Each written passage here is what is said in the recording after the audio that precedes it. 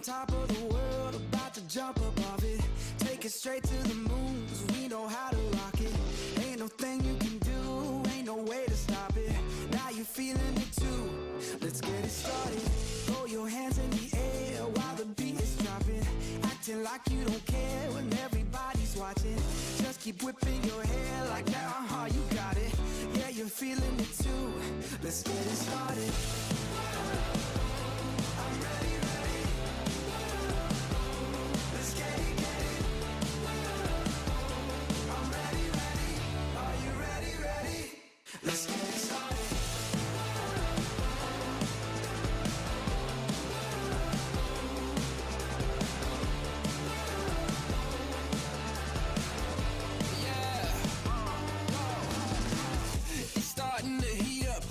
Charts off the meter, turn it up, blow the speakers, make them all to believers. Break through the surface, tell them open the curtains, give them all what they wanted, yeah. Now let's get started.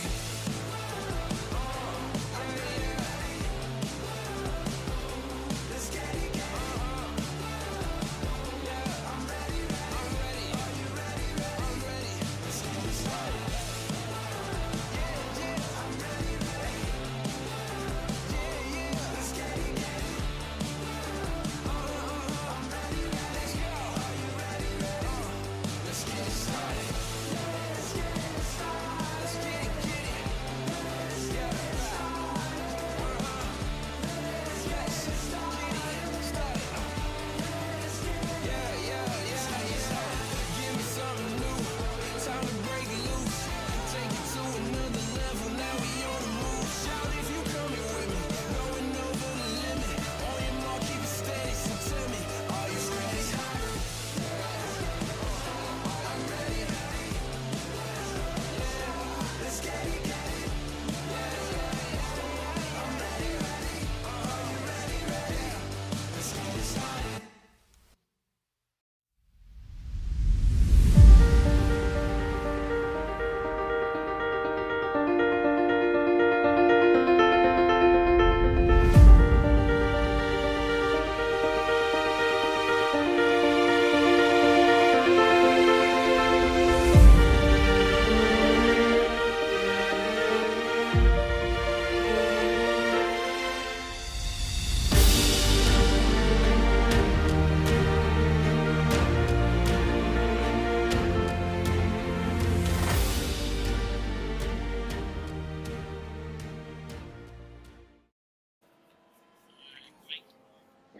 Welcome, ladies and gentlemen, to the Major Series for the 2022 year. Excitement is here, and the Majors is back on LSRTV.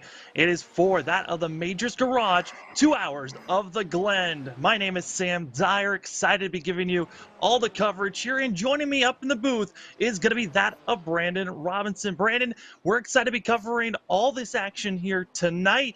What are you most excited about to see here? Well, I'm excited to be here at Watkins Glen, teaming back up with the Major Series. And of course, I think we can all agree, including the drivers out there on the track, the rescan of Watkins Glen that they brought in, the last update, some eye candy for the racers, some updates to the track. I'm looking forward to that. And, you know, I'm really looking forward to the drivers and how they navigate through here. It's the first week of the new season. And, you know, these guys are trying to make a name for themselves and move up here with Major Series. So a lot of exciting stuff happening here tonight. It's a lot of excitement for a lot of these drivers, and also we're going to have Nolan Rempel joining us as well, being our third man up in the crew, as well as the LSR TV studio, giving us all the great graphics and camera. Nolan, you've covered this series before. You've raced in this series before. What do you think these drivers are expecting here for their first race of the season? I think for the first little while, it could be a little bit chaotic here, Sam. I mean, of course, it's the first time back, and the first few races in this series have a tendency to be very, very chaotic, but it is, of course, Major Series tradition to start with a bit of a longer race and a road course race, and so often we see multi-class race and open things up. So for a lot of these guys and some of the bigger names, it very well could just be business as usual. Though that being said, it is at Watkins Glen. Traditionally, Daytona has historically been the opening round. So a little bit of a curveball thrown into the mix there, but that should mean we are in for one good race here tonight at the Glen. It's honestly one of my favorite road courses. I think we're in for a good show. 2 hours of the Glen here for the Majors Garage, 2 hours of the Glen, the Majors Series. And again, we're back here for having the Majors back on LSRTV. But for those that maybe didn't know, I got to step aside and talk with the Majors owner, that of Mike Willett, and get a sense of what it was like getting this event started, the history of the Majors. And so we'll take a quick moment and listen to me talking to Mike a few days ago. Well, hi, Mike. LSR TV back covering the Major Series. Since we're back, for all the audience members that maybe might not know you, introduce yourself to the LSR TV world and also a little bit about the Major Series. Sure. Yeah. Well, first, really glad to be back with you guys, and actually even more glad to be back since Jeff and Co took it over. So really excited about that. You know, I was in his ear for a while, and I was glad he was able to find a spot for us. So really thankful for that.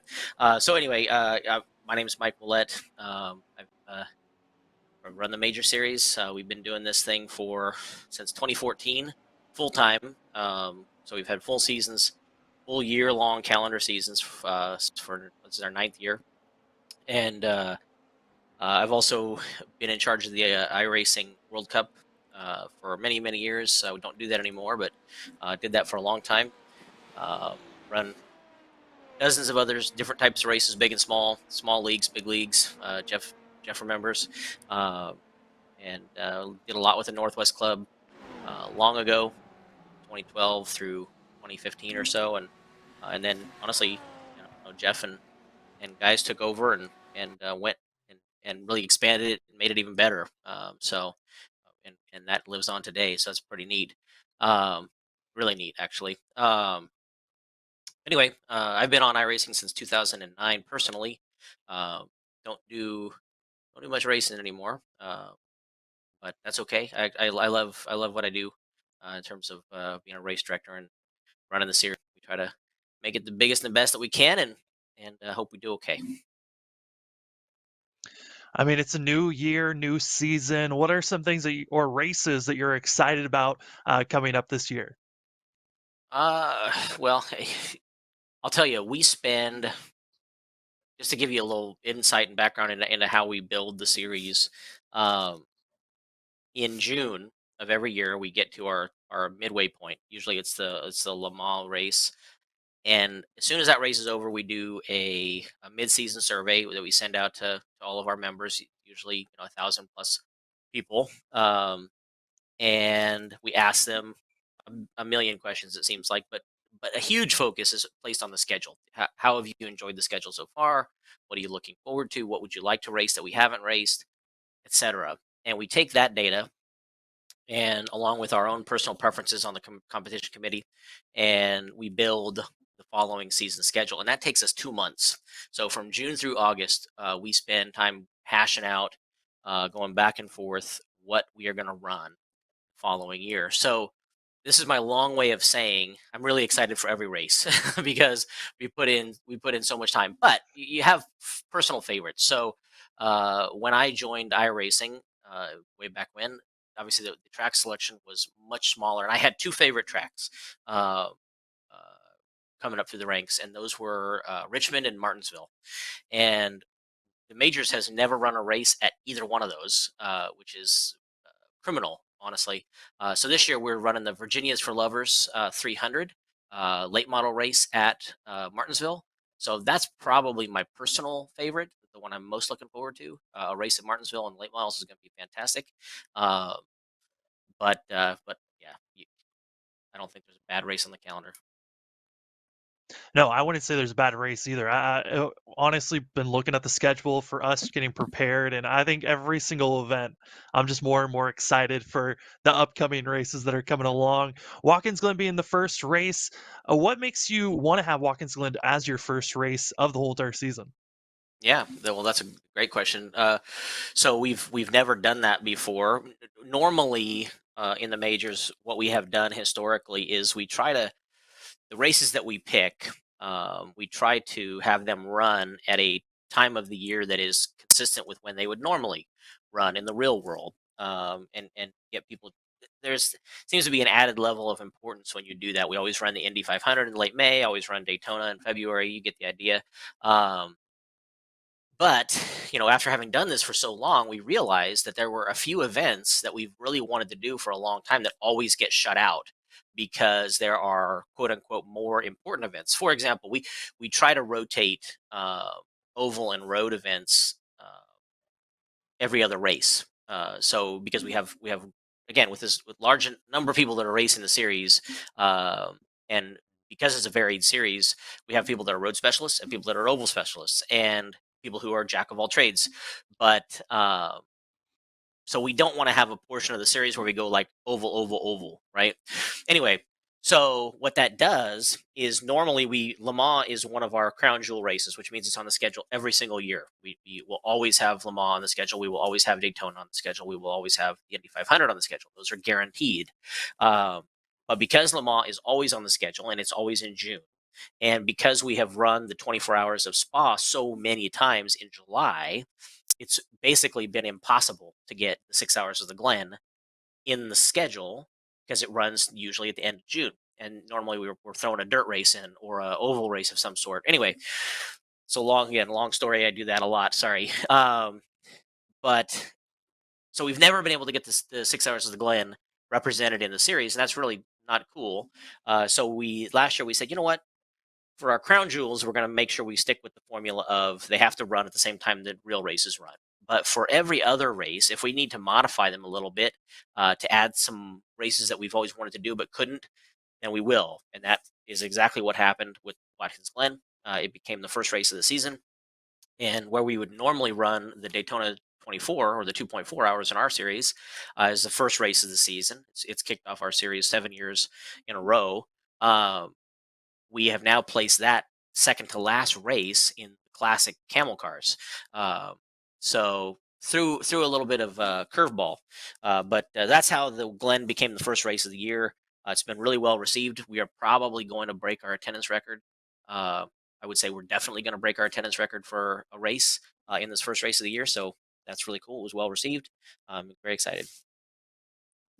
Yeah, it's been exciting just to watch. I mean, every day seeing the major series practices opened up. This whole entire week has been qualifying, setting up. How has the qualifying, getting that prepared for the upcoming race? How has that been for yourself? Me personally, or for the series? Yeah, just for the series in general. Cool, because I unfortunately I didn't get my minimum laps in, so I won't be able to run tomorrow. But no, it's been great. We run 24/7 practice from Saturday to Saturday, basically. Our open practices just ended at 6 p.m. Pacific time, so 3 hours ago.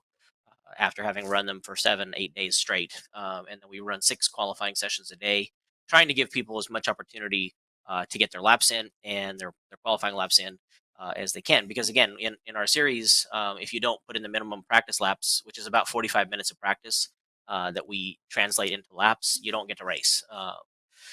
So we have to kind of make it open to everybody for quite a bit of time. Yeah, but it's gone great. The practice sessions have been full. We have an award for the person who does the most laps during the week, and Shane Bowen is going to run away with that. He's done over 1,200 laps at Watkins Glen this week, so kind of crazy. Hey, it's been very crazy. Again, we're with Mike Willett talking about the major series. And Mike, I know for you also, with that of Majors Garage, that's another thing that you wanted to talk about. Talk about what is Major Garage? Yeah, so Majors Garage is a spin-off of the Major series. We do we provide setups, so car setups for over 60 cars on the iRacing service for official races and for the Major series and some select leagues. But yeah, so we provide more setups than any other setup service, whether that's anybody. So any name you can think of, we provide more setups than anybody else. Very proud of that. We have 22 pro level builders, guys, I think we're 6K and up I rating on each of our builders. Uh, they're true champions at what they do. Anyway, and we offer those setups to the iRacing service as a whole, and obviously to the majors members as well. It started out as a service just for the majors members as a way to get setups to our majors members, because again, if you think about our series, we just go back and forth with the craziest stuff. We'll run a sports car race this round, and then we'll flip over and do Daytona 500 in a plate race, and then we'll go back to then third round is supercars at Oran Park. I mean, it's crazy. So it's really hard for people to be good at not only driving all of those combinations, but setting them up is a true challenge, and that was always an issue for people, was getting competitive setups. And 2 years ago, I started reaching out to VRS and Craig's Setup Shop and all the others you can think of. And I said, hey, look, let's partner up. I run the major series, pretty good sized league. I can promote you guys. You can sponsor the series, and if you can build us setups for our races. And I got turned down cold every time. And I'll be honest, it ticked me off a little bit. And secondly, I said, well, we're just going to have to get creative. And I started asking some of our better drivers, Dallas Pataska, Christian Challoner, on and on. I said, hey, would you guys, Liam Quinn for IndyCar? Anyway, I started asking them, would you be willing to build setups for me for the major series? And at that point, didn't really know what it would be or what it would turn into. And before you know it, they all said yes. And before you know it, we had a big demand for them. And then we started to get a big demand for them outside of the people in our series. And so I started to add builders, and we started to add cars. And like I said, before you know it, we're building 60 cars for, I have 20,000 customers with the Majors Garage. It's a little bit crazy. It's incredible what you have built through the Major Series and also Majors Garage. You even threw it out there, becoming a member of the Majors. How can someone join the Majors if they would like to join the racing action? Yeah, I would love to have anybody listening jump into the series. You can do so by going to majorseries.com. So all one word, majorseries.com. Have a look around, see if the series is for you. It's certainly not for everyone. Like I said, if all you want to run is your ovals, your NASCAR, if all you want to run is dirt, if all you want to run is sports cars or open wheelers, and that's what you do, not a thing wrong with that. That's great. That is obviously not what we do. We don't run variety for variety's sake. We run it because we want to emulate the biggest races in the world. And so if that's something that floats your boat, if that's something that kind of gets you excited, if the reason the major started was real simple. I was watching the Indy 500, and that makes me want to race the Indy 500, right? I don't know. I can't speak for anybody else. I don't know if anybody else is like that, but I suspect they are. And I said, well, if I like to race the Indy 500 after watching it, I imagine other people would too. And so we started an 8,500 for the Northwest Club, in 2013, and then that turned into a full season of just majors type races. So if you enjoy racing big races, if you enjoy having huge grids, multiple splits, being able to race in a split with people of your skill level, uh, then we might just be for you. So yeah, come check us out. That's Mike Willett. Mike, before we let you go, if you've got anyone else you want to shout out, the floor is yours. Oh, well, thanks. Thanks to you guys for coming on board. So I'm really excited. I'll be honest. We've been, like I said, we've been going since 2014. We've used GSRC for every single year, and have always been extremely happy with their work. We've used SimSpeed in the international region since 2018 when we started in the international region. Have been extremely happy with their work. But our Sportsman broadcasters have there's been good, bad, and in between, and inconsistent.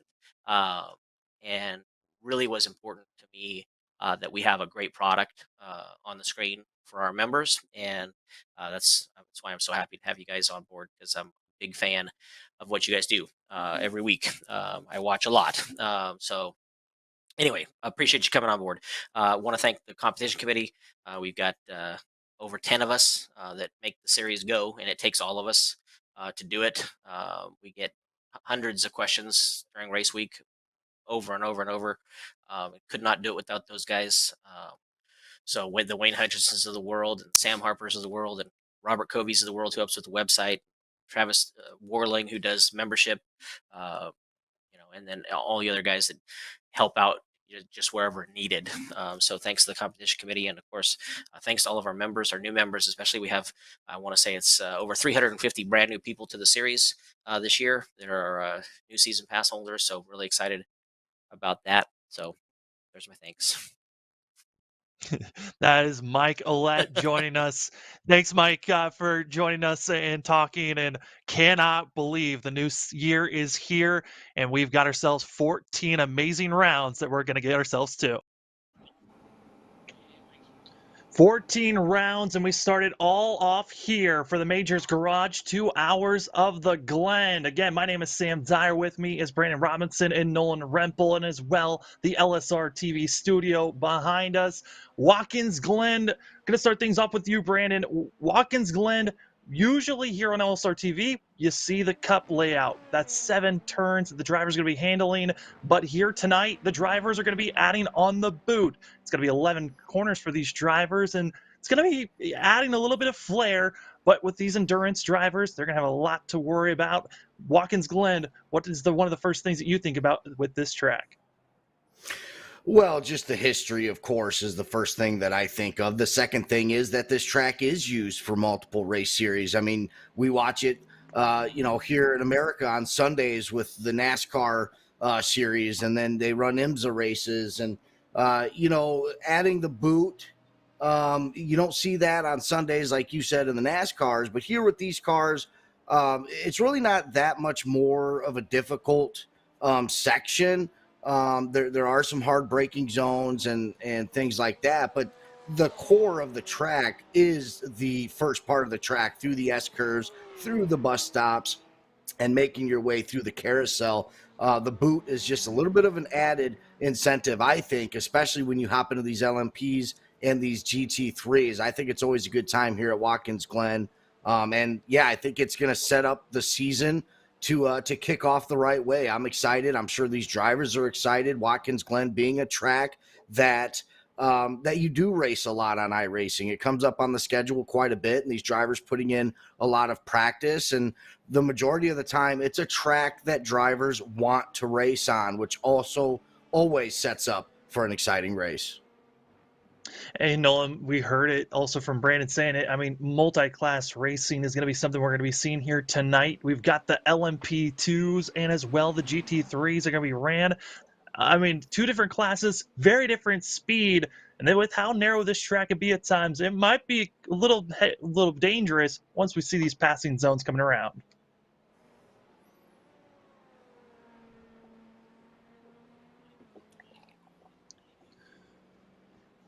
And of course, traffic management when it comes to these types of races is absolutely key. Sorry for the minor technical issues on my end there, but you can have those little moments with the lap traffic that can either help you massively or it can cause you to lose upwards of 2-3 seconds even more, particularly if you collide with them. You mentioned that the passing zones are something to keep an eye out for, and I think one of the bigger talking points, if you just look at the track's layout as a whole, you would think usually that the longest straightaway would be the most prime overtaking opportunity, right? But that is not the case here at the Glen, as of course the longest straight technically for a lot of these cars leads from turn 3 all the way out to turn 5 at the inner loop, but instead of a hairpin at the very end, or at least a braking zone that would help you lunge one up the inside, it's a tight one-line bus stop chicane instead, which does limit somewhat where you can actually go for an overtake. The prototypes, obviously with how powerful the draft can be there, are able to get a much more significant of a run, and that helps them to pass a little bit more easier. I think the real challenge when it comes to overtaking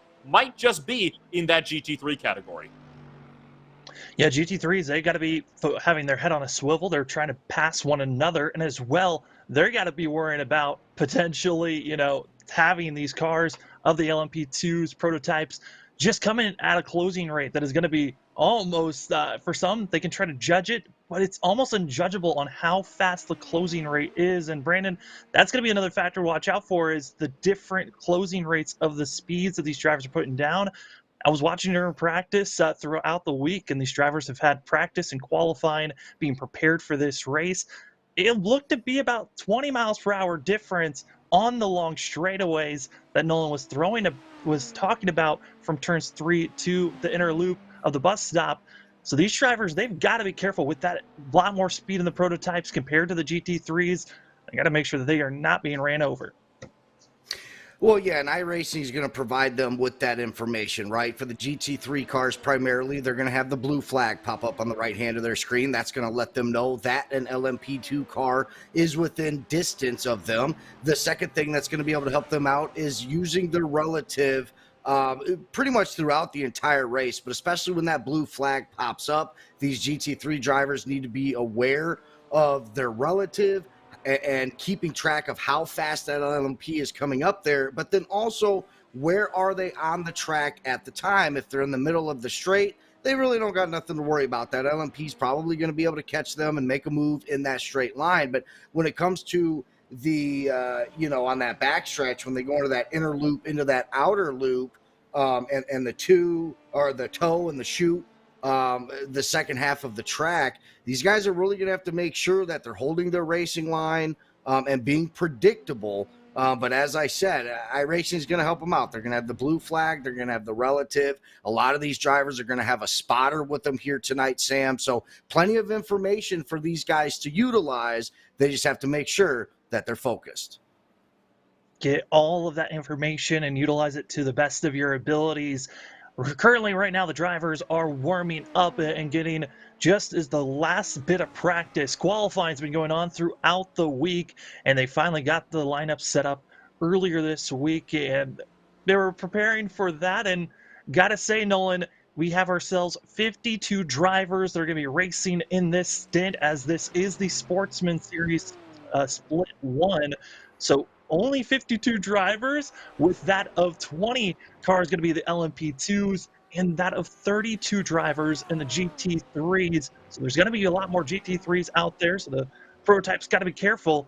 But I think for tonight, 2 hours, usually when you think endurance racing, it's 6 hours or more, and you're thinking that's going to be a long race. But 2 hours of nonstop action, these drivers are going to be very fatigued by the end of the day. Especially when you have to take into account as well, right, the fact that in most multi-class races, especially the longer ones that can't be 4, 5, 6 hours long, you'll be seeing 2, 3, 4, sometimes up to maybe 5 or 6 drivers all taking shifts as the race goes along. That is not the case in the major series. Everybody decides to always run the one driver. That is, of course, per the regulations. You do not have any driver swap, so it's always going to be just one individual behind the wheel right through to the end of this race. And I think that is why we have such a big GT3 field here today. It is by far one of the more difficult classes to master on iRacing, but that being said, it is a rather stable class, right? I mean, it's one of those classes where it's pretty easy to just pick it up and learn, and being fast with it, though, that is going to be the big ticket question here for today. I mean, you take a look at just the practice times, and you can see a 4-second spread from top to bottom in just the GT3 field alone, and another 2-second spread top to bottom in your LMP2 field, which really does go to show, I think, how big of a gap there is when it comes to skill level with drivers all the way throughout the field. Watkins Glen certainly is going to be a special race for a lot of these drivers, so let's go trackside, get a sense of what it's like as we take a look at Watkins Glen a little bit deeper.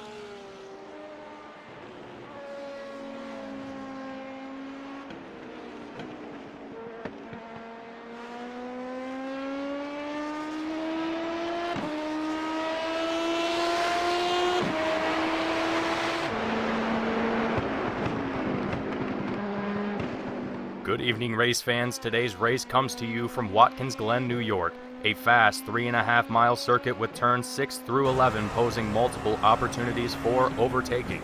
Rolling straight into turn 1, going into a short straight into the S's, this section drivers will be flying through. Maintaining your speed will be key. Any errors can be costly. Drivers on the offense can also heavily apply pressure here, carrying into the straight to set up for the inner loop. The first long straight after the S's approaching the inner loop can be challenging. Too slow and you risk being passed. Too fast and your exit of the inner loop will be severely affected. Carrying through the outer loop, drivers have a short straight into the chute, a left-hander going into turn 6. Brave drivers will be making dive attempts for passing in this section. Going into the toe, staying on the inside of the right-hander in turn 7 will be key, as you'll have the preferred exit going into the straight, heading to the heel of the boot. Getting on the throttle as early as possible on the exit of turn 7 to push on the straight, going to the approach of turn 8, drivers heavy on the throttle on the exit risk their car getting loose and ultimately spinning out. The right-hander of turn 8 going to be a spot where defense is key as you take the straight into turn 9. Drivers will also need to be careful to not overshoot their braking zone into turn 9, as their exit will likely end in disaster. The final 2 turns, drivers in the lead will be on their best defensive game, as any opponents behind them will have the chance to apply pressure and potentially overtake. Once clear of turn 11, down the final stretch and across the checkered line, my name is Mason Heimbaugh with LSRTV. Enjoy the show. Big thanks to Mason for giving us that in-depth look at what it's like to take a lap here. And we're actually going to look at the track map and get a better look at what this track is like. I got to say, guys, this is going to be interesting to see how the track is going to be evolving for the drivers, but there's really going to be a couple of corners to primarily watch out for. Turn 1 is going to be one of the biggest real zones to be trying to make a pass, as well as going onto the backstretch into the inner loop, or where we call the bus stop. That's going to be another section for drivers to make passes, and as well down at turn number 8 at the heel. Those are going to be your 3 primary zones to be trying to make some passes. But I gotta say, Nolan, looking at this track, what are some other places that you might be saying are looking good to possibly make some passes, or places to watch out? I'd have to say one thing to definitely keep an eye out for is going to be down to the turn 6 at the chute. It is not very uncommon to be seeing drivers trying to get a good run out of both the inner loop and, of course, the carousel. And if you have 1 or 2 drivers that manage to bottle both corners in a row, you'll easily be able to find yourself setting up a dive bomb up into turn number 6. And keep one eye open for turn 8 as well. That is one of those zones where, once again, you need to get a good run out of turn 7. But if you can hang through right through the apex and get a better run, you can easily send one up the inside. But that being said, if you go down the inside of turn 8, if you manage to clear the pass, you're going to have to make sure you defend big time, or you'll find yourself right under fire again up into turn 9. And Brandon, same question to you. Looking at this track map, what are some zones for yourself that you're interested to be watching out for? Well, certainly 2, 3, and 4, the S-curves there, just when these LMP2 cars do start catching the GT3s.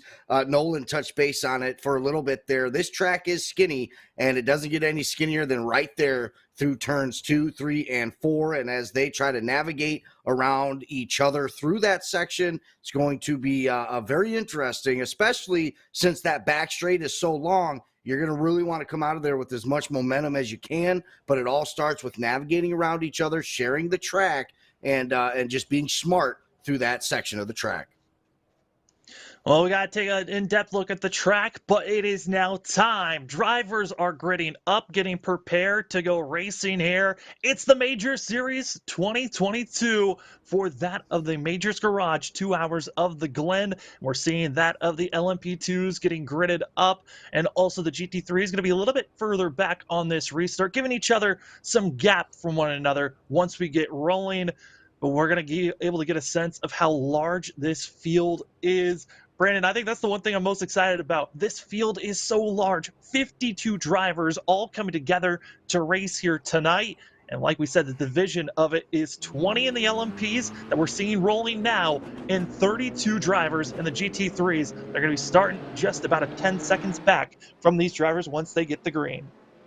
Yeah, this is such a massive field, and a lot of times when you watch or join the officials on iRacing, there's a lot more GT3 drivers than there are LMP2 drivers, and of course, that is the same here, but this is a huge LMP2 field here tonight, and it's going to make for some exciting racing because you just don't get to see it a whole lot with both classes being as filled as we're seeing here tonight. Filled, prepared. We're now heading through the S's. Nolan, a place where early on in this race, it could be a danger zone, even on lap 1 once we go green. Just the narrowness, but also a factor we haven't touched on that much. This is the new Watkins Glen iRacing, just giving it an update. And this update, for some drivers, they're loving the new update. For others, it's just a different feel that they're dealing with. And of course, that SS is one of the danger spots to watch out for really throughout the race. And if a driver sees a yellow flag coming on over through turns 2, 3, and 4, it is going to definitely be something to keep an eye out for sure, because it is, of course, one of the easiest places where you can get bottlenecked on the racetrack. So it is always going to be one very crucial place to keep an eye out. It's the place where there's the least amount of runoff area. So if a car spins out, more often than not, it's going to be sliding backwards into a wall, and immediately from there, right back across the racing line. Now, one of the bigger things I think to note about the rescan that Iverson has put in is the fact that all of that runoff you see on the inside there of the inner loop, that is, of course, all tarmac now. Previously, it was grass and gravel, which, as we all very well know, not really the best at stopping high-speed cars like this. So hopefully, if we do see anybody go spinning off there, they should have a bit of an easier time keeping it out of the barriers, or at least minimizing the damage that could come from it. Yeah, that is going to be the big thing, trying to minimize the damage. Drivers here tonight will have one fast repair to work with as we exit out of the outer loop and into the boot here tonight. Gotta say, it's exciting to watch these drivers into the boot, Brandon. This is going into turn 6. Drivers are going to be having to worry about this corner, but this is another spot where we could see some drivers making mistakes if they don't get on the brakes heavy here.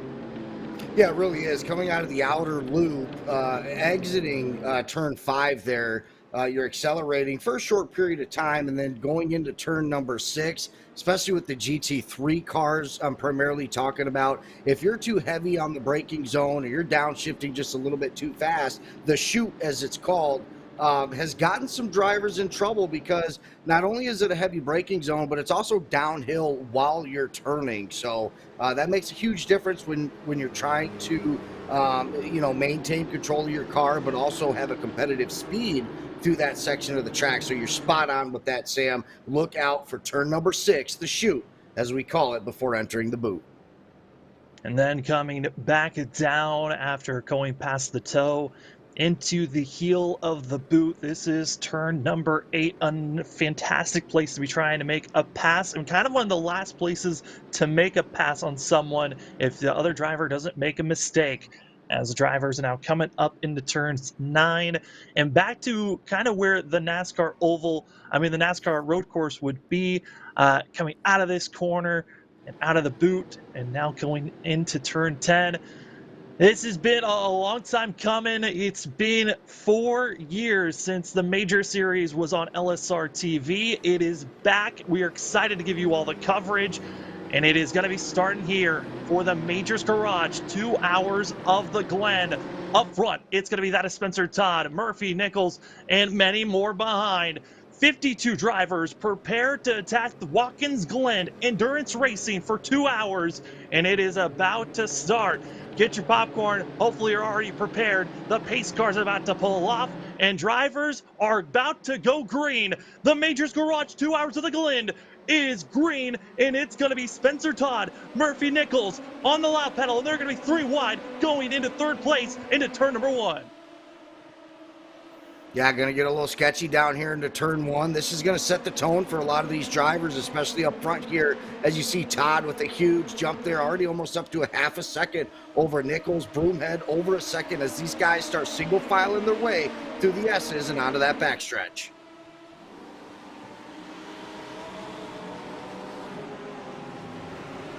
And with the GT3 field, troubles through turn 1. 2 cars getting spun around. One of them was an Audi and one of them a Ferrari. Daniel Salim Howard is one of the drivers collected, as one for our ultimate up pit row was Jerry Isaacs. Michael Lane also getting spun around in the number 62 Ferrari 488. So our first wreck of the night, Sam, coming just through turn 1 back in the GT3 field. And turn 1 has been a trouble spot in almost every single stint. In every region, turn 1 has had at least one vehicle spinning around at one moment. And also, through the bus stop's been another spot as we're seeing the drivers getting back up to speed. That this is not the start that you want to see, as we see this of Daniel Howard, who's going to be the driver all the way back to last. And he's going to be really trying to mire himself back moving forward. But this is not the start you want to have, but it's a 2-hour race. There's still plenty of time to rebound, but you need other drivers to have mistakes as we go back up front. You've got that of Todd and as well Nichols racing with one another as they're coming around the final corner here at Watkins Glen. Lap 1 for the LMPs are done. Yeah, lap 1 complete there. Pretty clean for the LMP2 drivers there. We just saw and discussed a little bit on the GT3 on that start there, and you're absolutely right, Sam. Any mistakes made now? It doesn't look like there was any big damage on Daniel Howard there. He dropped about 20 to 21 spots, but it didn't seem like there was any heavy damage. There's 2 hours left into the race. He'll be fine. He's got to make sure he keeps his focus up front here, though. That's what we're seeing right now. A ton of focus coming out of Todd, Nichols, and Broomhead as they are top 3 in lap 1.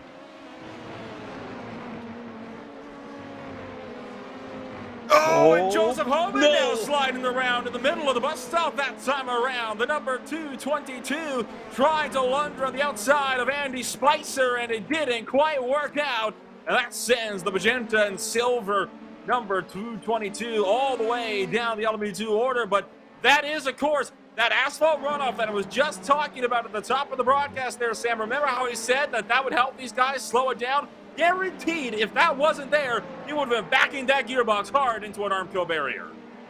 Could have been seeing himself having to use the fast repair immediately. Big thanks to Pulse Poppers for our instant replay sponsors as we take another look here at what exactly made Homan go around. And it really, the focus has to be on this of the rumble strips. You're going to be seeing the 222 go down, hit the rumble strips, gets into the grass, and that just one little bump is what gets the 222 spun around. But like you said, Nolan, good thing that there is runoff space for the driver to slow down and not get themselves into any type of trouble. As we'll see Pulse Poppers, I'm expecting to see them a lot here tonight. As for that of the LMP2s, it is still Todd Nichols going to be here up front, as well as Broomhead. And as we run and watch the drivers currently, where they're battling right now, this is the early going. This is the best opportunity here, Brandon, for a lot of these drivers to make passes because you're this close. Because in a 2-hour endurance race, you can find yourself being caught up in an issue where you might not be able to make a pass because there is a giant gap of over a full lap distance between yourself and another driver. As we're heading into the bus stop, and contact going to be made just like that. Instant going to be happening. That's going to be Stephen Paulison losing ground and going backwards. The 058 going to be involved at the bus stop once again, watching another driver. Yeah, and we'll have to take a look at that replay. I'm assuming there was some contact there right before that braking zone, and I'm not too sure what happened here. I mean, these guys were single file. They weren't, side-by-side racing and, they touched doors or anything like that. It's very rare to see what we just witnessed there, but an unfortunate event there for that driver. And to touch base with you were saying, look, it's a double-edged sword with it being such a long race. Yeah, if you make a mistake, you have time to correct it, but at the same time, you don't want to fall too far back because you certainly don't want to be playing catch up for an hour and a half here. And as we take a look at the replay there, and the prototype definitely goes spinning there, we'll have to make sure and check in on his damage to see if he comes down pit road to use his first fast repair.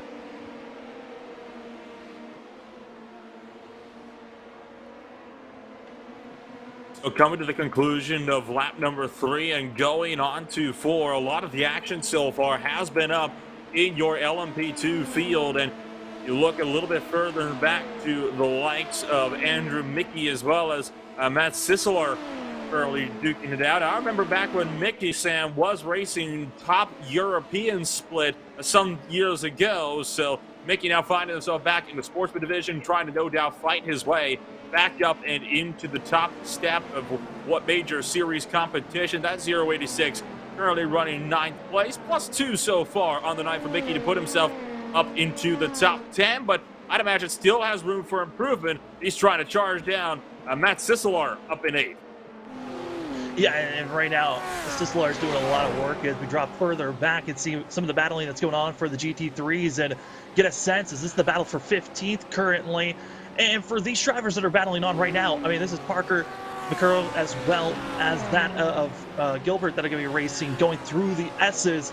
This Sportsman series, this is the Sportsman's the America's Sportsman's series, and there were over 100+ drivers that were trying to get into the top split for the Sportsman's. But like you noted on, there's also other divisions. There's the pro level that all these Sportsman drivers are trying to achieve and get to. But for them to get to that point, they need to first prove that they got the skills, the talent to be moved up to the Pro Series. Yeah, and this series right here, obviously you're already coming in with a little bit of race knowledge and some skill, or else you wouldn't even make it to this point. But right now, what these drivers are really trying to work on is racecraft, learning the tracks, and really just kind of defining their skills. And that's the adventure with this series. And I enjoy calling this because we're going to be able to watch these drivers grow. From what I'm sure is looked at as maybe an amateur driver, and the one day being in that pro series as a pro driver. So certainly a lot to learn though in this series, and you're racing around guys with relatively the same amount of skill. So it can make for some exciting racing.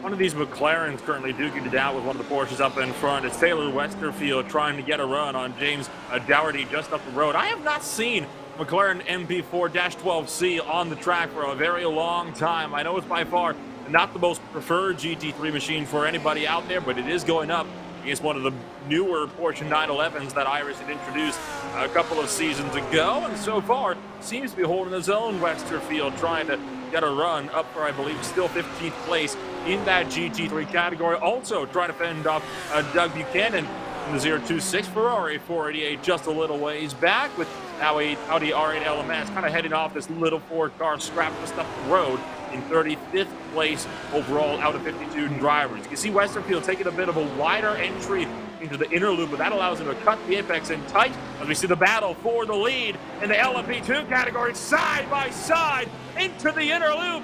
And that's going to put Nichols up into first place right up the road. And this is massive for Nichols, and as this is going on, I gotta say, this is the perfect time for Nichols to make this pass, because he's got to make this move now, because he's just caught up to a lot of issues that are going on in front of him. He's caught up to the tail end of the GT3s. Yeah, and that's a really good point there, Sam. You certainly don't want to be racing, for the lead around the GT3 drivers. You want to be in the lead and start using some of these cars as picks if you can, of course. Now, of course, that depends on where you're at in the track and how gentlemanlike these GT3 drivers will be. But you're absolutely right. When you start catching up to some of this traffic, especially in a field this large, you want to make sure that you're putting yourself in a position to where you have to worry about less things going on around you. Oh, the Lamborghini gets hard into the crash. wall. That was That's Vince gonna Harley, be- I think, at the number 92. That it was. Harley, in his point of view, just getting out of the boot, going into turn 11 or 10, excuse me, and gets close and sent around just like that. And I would believe it was like Brumet was trying to get by, and just showing it just in a blink of an eye. The closing rate so dangerous for these drivers, not expecting how fast you can catch up to these drivers.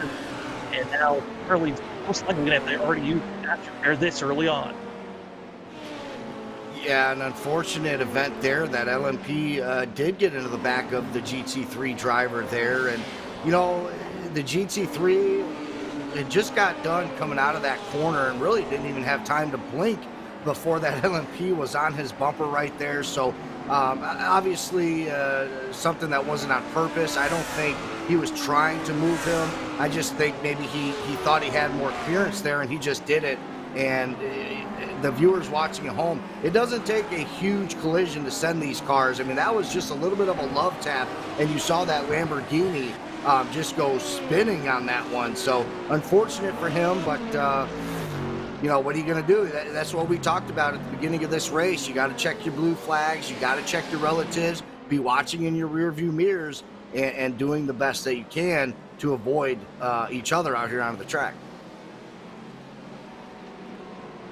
Oh, and currently watching Jeffrey Forgerkolb being pushed out wide by Ryan Scrivener in one of the Porsche 911s. So some of these LMP2s really struggling to get around some of these Porsches up the road, as Rachel Williams will be forced to let by the number 78 now. And this is all in a battle at the moment for the 18th place, might be actually 17th on the racetrack for your LMP2 field. It is for 16th and 17th on the racetrack for the time being. And course, 15th place just up the road. You got Joseph Homan trying to reel in the 78 car. Remember, Homan had a spin earlier in just the opening laps of this race through the inner loop. Now all over the rear wing of the P217 just up the road. Now they have to get around Vince Harlan. Hopefully they get around before the inner loop. Homan thinking about a lunge up the inside into the chicane, but it's not going to happen this time around. Gonna have to wait until a little bit longer, but I would imagine at this point, Sam, we can see an overtake coming up here in the boot section of the racetrack.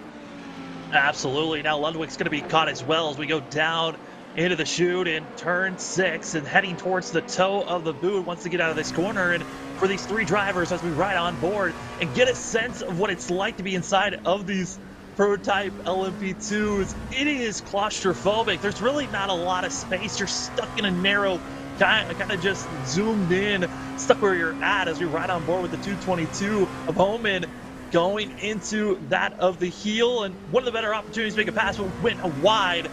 And Brandon, this now that we're catching up to and seeing just the constant traffic that we're going to be seeing throughout the night, you've got to pick and choose and hope the driver you're following gets going. Otherwise, you're going to be trapped just like Homan was there, trying to still make the pass. Yeah, not only that, but, you know, there comes a certain point as these prototype drivers are making their way through. It's not all about, you know, hey, get out of my way, let me through. These guys are going to have to give and take here, and there is going to be some patience that has to be shown to successfully navigate. You may think you have a run and you're getting ready to make a pass, and you might have to lift off that and regroup and try again later into the race rather than rear end or cause an accident there. And that's what we saw right there. I think a fine job of those 3 LMP drivers that are on the screen right now, navigating their way through the boot and back onto this this first half of the track and now through the bus stop. They showed some really good patience right there. They knew they couldn't make the pass because of the GT3 traffic, and so they just held back a little bit. But you know what? You get to live to race another day or another lap in this case. So a fine job by them, and to my point, some good patience being shown out there right now in the early going. And you get to see exactly where all the drivers are from. Nolan, it's crazy to see. This is the Americas and how all you got from the United States, Canada, and as well Brazil being shown out here. Oh, absolutely. You got such a bit bigger spread of nationalities, of course, with the Americas split as, oh, trouble for one of the Audis. I think that is the 06 machine that has just gone around. That is James Dean. Has had a spin, and that's a huge shunt into the inner loop. You have to wonder, did potentially a Dallar P217 cause that Audi to nose it into the barrier? Not quite sure if that was the case. Kind of all by himself here for James Dean. That being said, those GT3 cars can be oh so treacherous under braking if you dip just one wheel into the grass. So we'll see on the Pulse Poppers replay as he comes up and over the rise through the S's of turn number 4.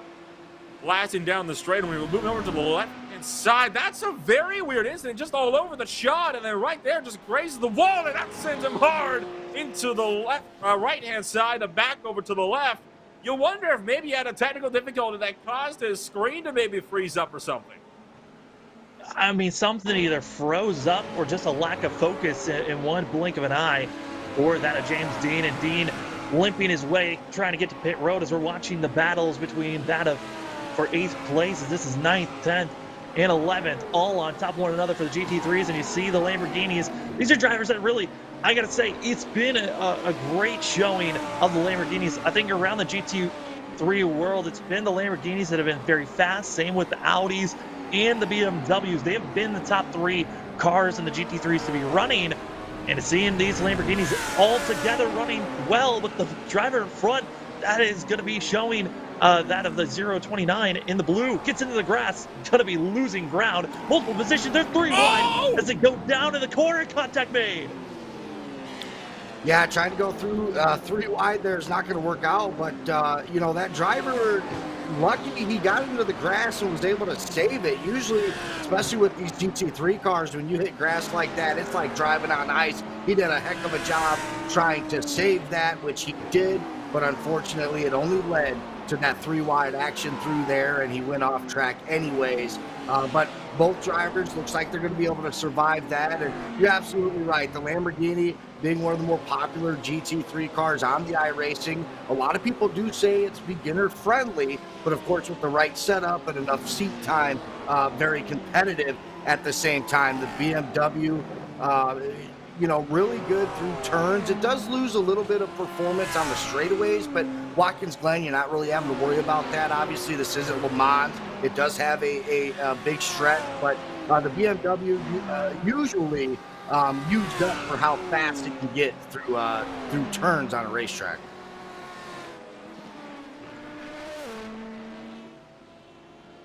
And looking back up to overall race leader Spencer Todd, who has built up a 2-second lead at the moment over second place runner of Murphy Nichols just in behind. Lap traffic, of course, has had a bit of a hand in having him open that 2-second gap, and now with some clear traffic, you wonder if that second place driver could potentially close in Spencer Todd and maybe fight a way through. That'll, of course, be, I think, one of the biggest questions for the time being is how does the long run pace shake up early on. Now that they've gotten past the GT3 field for the first time today, they've got about a lap or two, I would say, of clean air that they can work with before they really started to catch back up with the lap traffic. So if Todd is the fastest driver on track, he's got to take every opportunity of that now to make sure that he is not going to be in a compromised situation when Nichols closes in the gap once again. Yeah, and just like that, I mean, Spencer Todd got a quick breather for about a lap and a half, and now catching back up to more GT3 drivers ahead of him. This driver going to be that of seeing all the way down. That's Michael Lane that's being passed currently in a blink of an eye. And gotta say, fastest lap, yes, for the GT3s, it's that of Nathan Medina, but I think biggest shot gonna be teammates of Spencer Todd. It's gonna be that of Michael Willett out towards that last lap, and just showing the lighter these cars for the LMP2s, the lighter they get, the faster they get, as we're expecting road to get very busy for these vehicles in the next 20 minutes. Yeah, and of course the prototypes obviously have a more downforce out there. They're lighter. They come with about 560 horsepower roughly in the LMP2, so that's why they're so much faster out there. They're not as heavy as the GT3 cars. Now, I will say in the LMPs there are no assists here. You got, they're not getting any anti-lock brakes out there. There's no traction, or very little traction to no traction control on the prototypes, whereas the GT3 cars, they're a little bit heavier. You get the ABS, you get traction control. I think Nolan talked about that a little bit at the top of the broadcast. They're a little bit of an easier car to get involved in, but of course, like all cars on road coursing, still can be tough to master, and that's what these guys are trying to do out there. And so far, I mean, we've seen a couple of spin-offs, maybe a couple of wrecks. Whoa! Catch up with these guys right here. Looks like a 3-car pileup on the track here. All GT3 cars. We'll go ahead and take a look at the replay,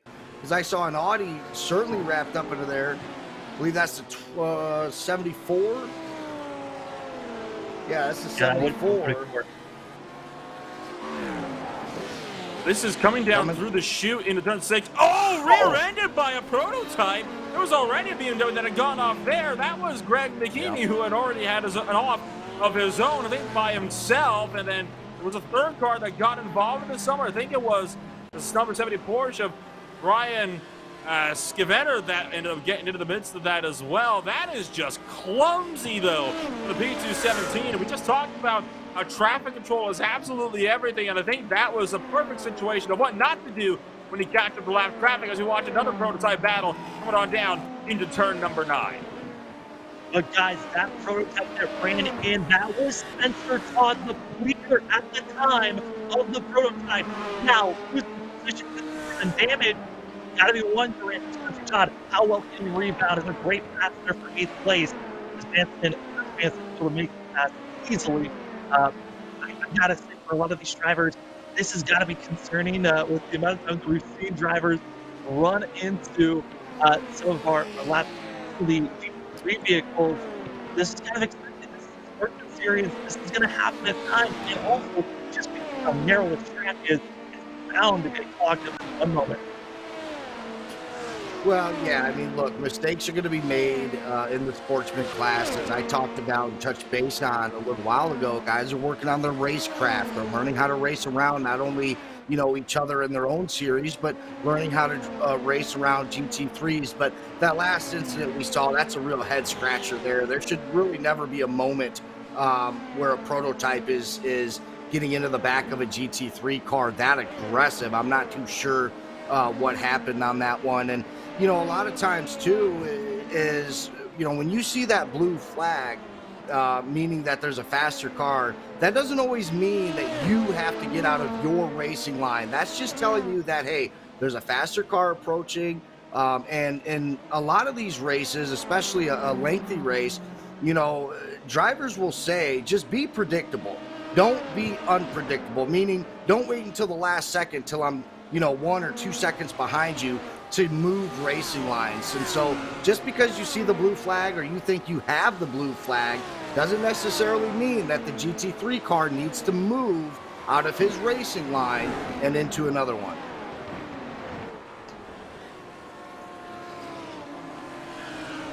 At the moment, observing the battle for P8 in the GT3 field. And while all that's being said and done, there goes the battle for the race lead around the outside line as well. That is, of course, the overall race lead. So you can see the LMP2 machines have closed in the gap once again to make it a 4-car train just up the road from your battle for P8 in the GT3 category. Murphy Nichols, as I predicted, not the fastest of the two when it comes to traffic management, so starting to lose some time. Back to Spencer Todd. And take a look up for the battle for 10th place on the course. Again, in LMP2s, Javier Torres having to fend off Robert Covey just in behind, who is just going through the inner loop now. And you can see Covey having a terrible run that time by, coming around through the inner loop. So not a good run at all for him, but he'll have to set back up and potentially try to have another go at it, as there you see one of the other Mercedes in the field having to duck and dive out of the way.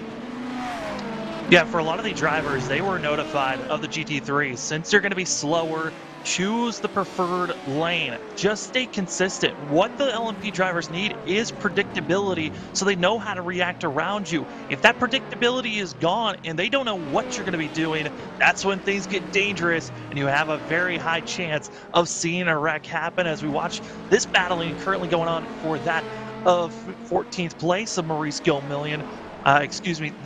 Watching of Ludwig and also the 78 battling with one another as they're heading into turn 11. Still very close to one another, and gotta be trying to get a good run as here comes the 78 on the front stretch. Yeah, and we've seen the lead switch hands a couple of times for the LMP drivers with Nichols and Todd. Broomhead been a consistent third up there with Tito up there, and Spicer, he's been in the top 5 pretty much since the beginning of this race. So we've seen a lot of consistency coming out of the prototype drivers. The GT3 drivers, they've been a little bit all over the place. I feel like that's where we've seen the majority of our spins and our crashes happen. So there's been a lot of shakeup going on with the GT3 drivers, and for the most part, the LMPs, it's business as usual for these guys, as we've seen some really hard, clean racing coming up in the front of this pack here. And how about this? Two of the Evolve prototype swapping hands. Michael Broomhead up into P number 2 now, putting Spencer Todd down a spot. That is going to move Nichols now 3 seconds clear of the race lead. And all of those Evolve prototypes running 2nd, 3rd, and 4th. So a great run all around for that entire team, who are looking set to try to, oh, look out, there's an Audi that just gets in the way, and another Audi that's planted in the barrier between turns 10 and 11. So 2 different incidents involving 2 separate Audis. Is coming back on track, nearly getting wiped out by, I think that was one of the Ferraris as well. The Pulse Poppers instant replay, and who was this that it ended up getting spun around? Was that the 08 machine, I want to say? It was eventually kind of with the prototype, muscled out wide onto the curves. That's all he rode. It was Chris Parker that went around Sam. Yeah, the 119 of Chris Parker, and yeah, for some moment we swapped away to just get an instant replay of what happened to him. Came back around. Luckily, no one else was involved with him getting back out on track. but certainly a major scare with the Lamborghini and as well the other Ferrari and LMPs driving on by. So a major scare for these drivers, but it's happened multiple times here tonight, as we've already seen a couple of drivers coming in and out. Again, we started out with 52 drivers. Do want to give note that of Dino Vela is going to be our one and only DNF so far this race. Going to be from the LMPs, as there goes around another one of our GT3s at a terrible spot, as this is right where the drivers try to exit out of the corner. And luckily, the 017 was not collected in another instant. That could have been terrifying for a lot of these drivers. Yeah, as we take a look at this replay, that is not where you want to be, right there on the shoulder, high side on a turn one there. That got a little bit dangerous. Luckily for him, Nolan, there was only a handful of drivers behind him, and you know what he did was very smart compared to what we've seen out of a couple of these other drivers. In fact, the previous replay showed it. When he spun out, one of the best things that you can do is stay on the brakes, stay parked, and let those drivers make their way around you before you try entering the track. And that is, of course, where some of the predictability comes in as well, right? If you start moving around, trying to get out of the way, you're more often than not just going to put yourself into the way of traffic, and that obviously doesn't do anybody any good, especially yourself, because you're more likely than not the one who's going to get drilled and get the most damage as a result of the resulting incident. So you do absolutely need to be able to make sure that whether you're on track or having been facing the wrong way, you do need to remain predictable. And in that scenario, the best thing to do is just hold the brakes, let people find their way around you, wait for a gap, or you start to roll. And right now, another look at some of the drivers that are trying to make a comeback from where they were at. As here's the battling for 12th place of the LMPs. Adam Gomillion and Kobe is going to be really challenging one another as well, trying to get by the GT3 Lamborghini in front of them. And for these drivers right now, they're certainly goals try to get by, but when you've got moves like that, that's when things get dangerous. You don't expect a GT3 to try to cut through the middle of LMPs, and that is Brandon, that is really a combo for a giant wreck to happen, especially heading towards the toe of the boot. Yeah, you're spot on there. We didn't expect it up here in the booth. I'm sure that the LMP driver did not expect that as well. Luckily, some quick reflexes there saved that whole situation. But, you know, it just goes back to, you know, this being a feeder series to the Pro Series. You know, we are going to see some mistakes out here, and that's fine. That's okay, as long as these drivers learn from them. But, yeah, you really want to see some of this stuff get cleaned up as far as the just the traffic between the LMPs and the GT3 drivers.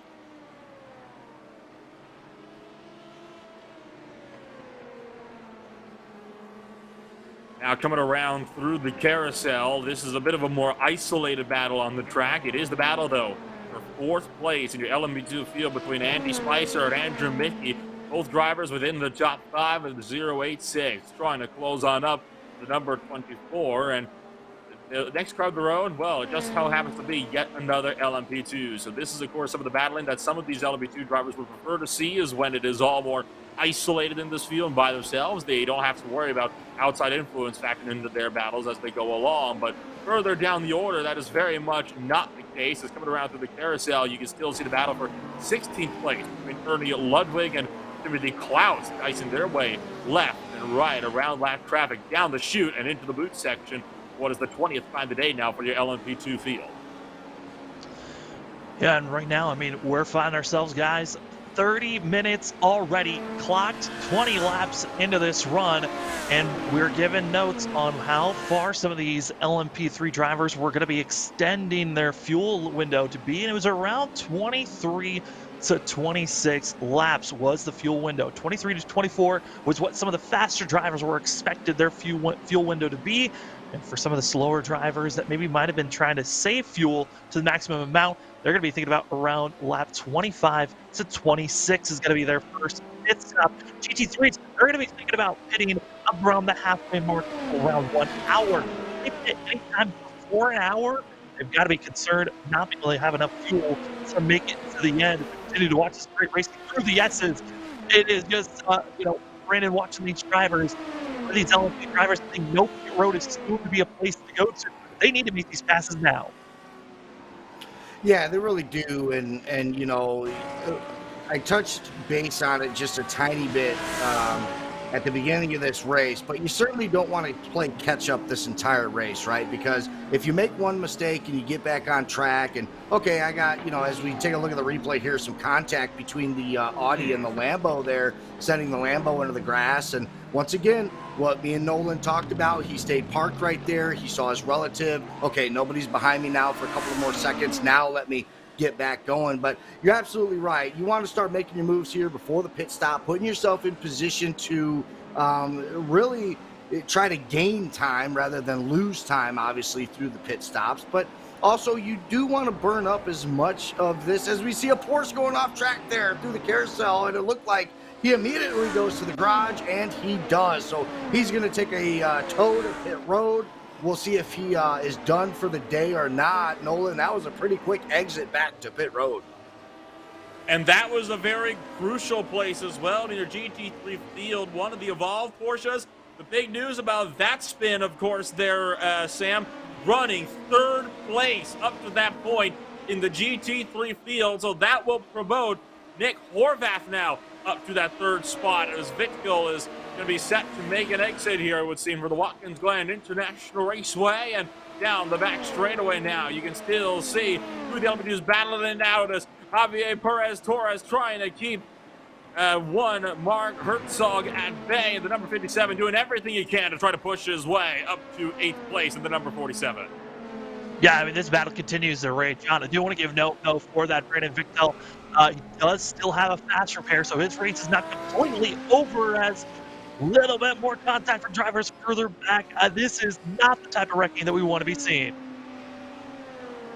No, it's really not. And unfortunately, Medina had been leading the GT3 class for quite a while now. For maybe the first 5 minutes or so, there was a little bit of a battle, but he was pretty much in control of that right now. Now you see him falling almost 7 seconds and counting. You see the damage to the wing there and the rest of the car. He's now going to have to come down pit road, use his one fast repair. So no big concern there for Medina. Obviously frustrating Nolan. He was leading the race for a long time. He gets wrapped up into that as now we start seeing some LMP drivers come down pit road. But now Medina, with still an hour and 26 minutes left, Nolan, he's going to have to come down and use that fast repair relatively early into this race. Sometimes you want to save that fast repair for later on, but other times you won't have necessarily an option. And so Chris Branson is going to find himself down in pit road, falling out of the 7th place. So we get set to set this race off here. The pit stops. This is going to be a very crucial factor as this race goes on. There's Amadema coming into pit road just behind, or check and not and Amadema, I should say. Nathan Medina coming into pit road. I have been so used to saying Amadema recently, and the names just sound so similar. So apologies to Nathan there, as one of the prototypes having some problems. I believe that was out of the carousel. That's Joseph Holman, if I'm not mistaken, and that would have been through the inner loop. He was battling for the 10th position, not so much anymore. Down into the chute we go, so more troubles for the 222 as more and more drivers start to cycle their way through the pit stops here, as car down and now in 9th place now, going to exit pit road. Chris Branson rejoins the racing surface here, Brandon. Yeah, right now an hour and 24 minutes left in here. These guys have had quite a bit of time now to get adjusted and get focused in here. And, it was a rough start for some of these drivers, as we see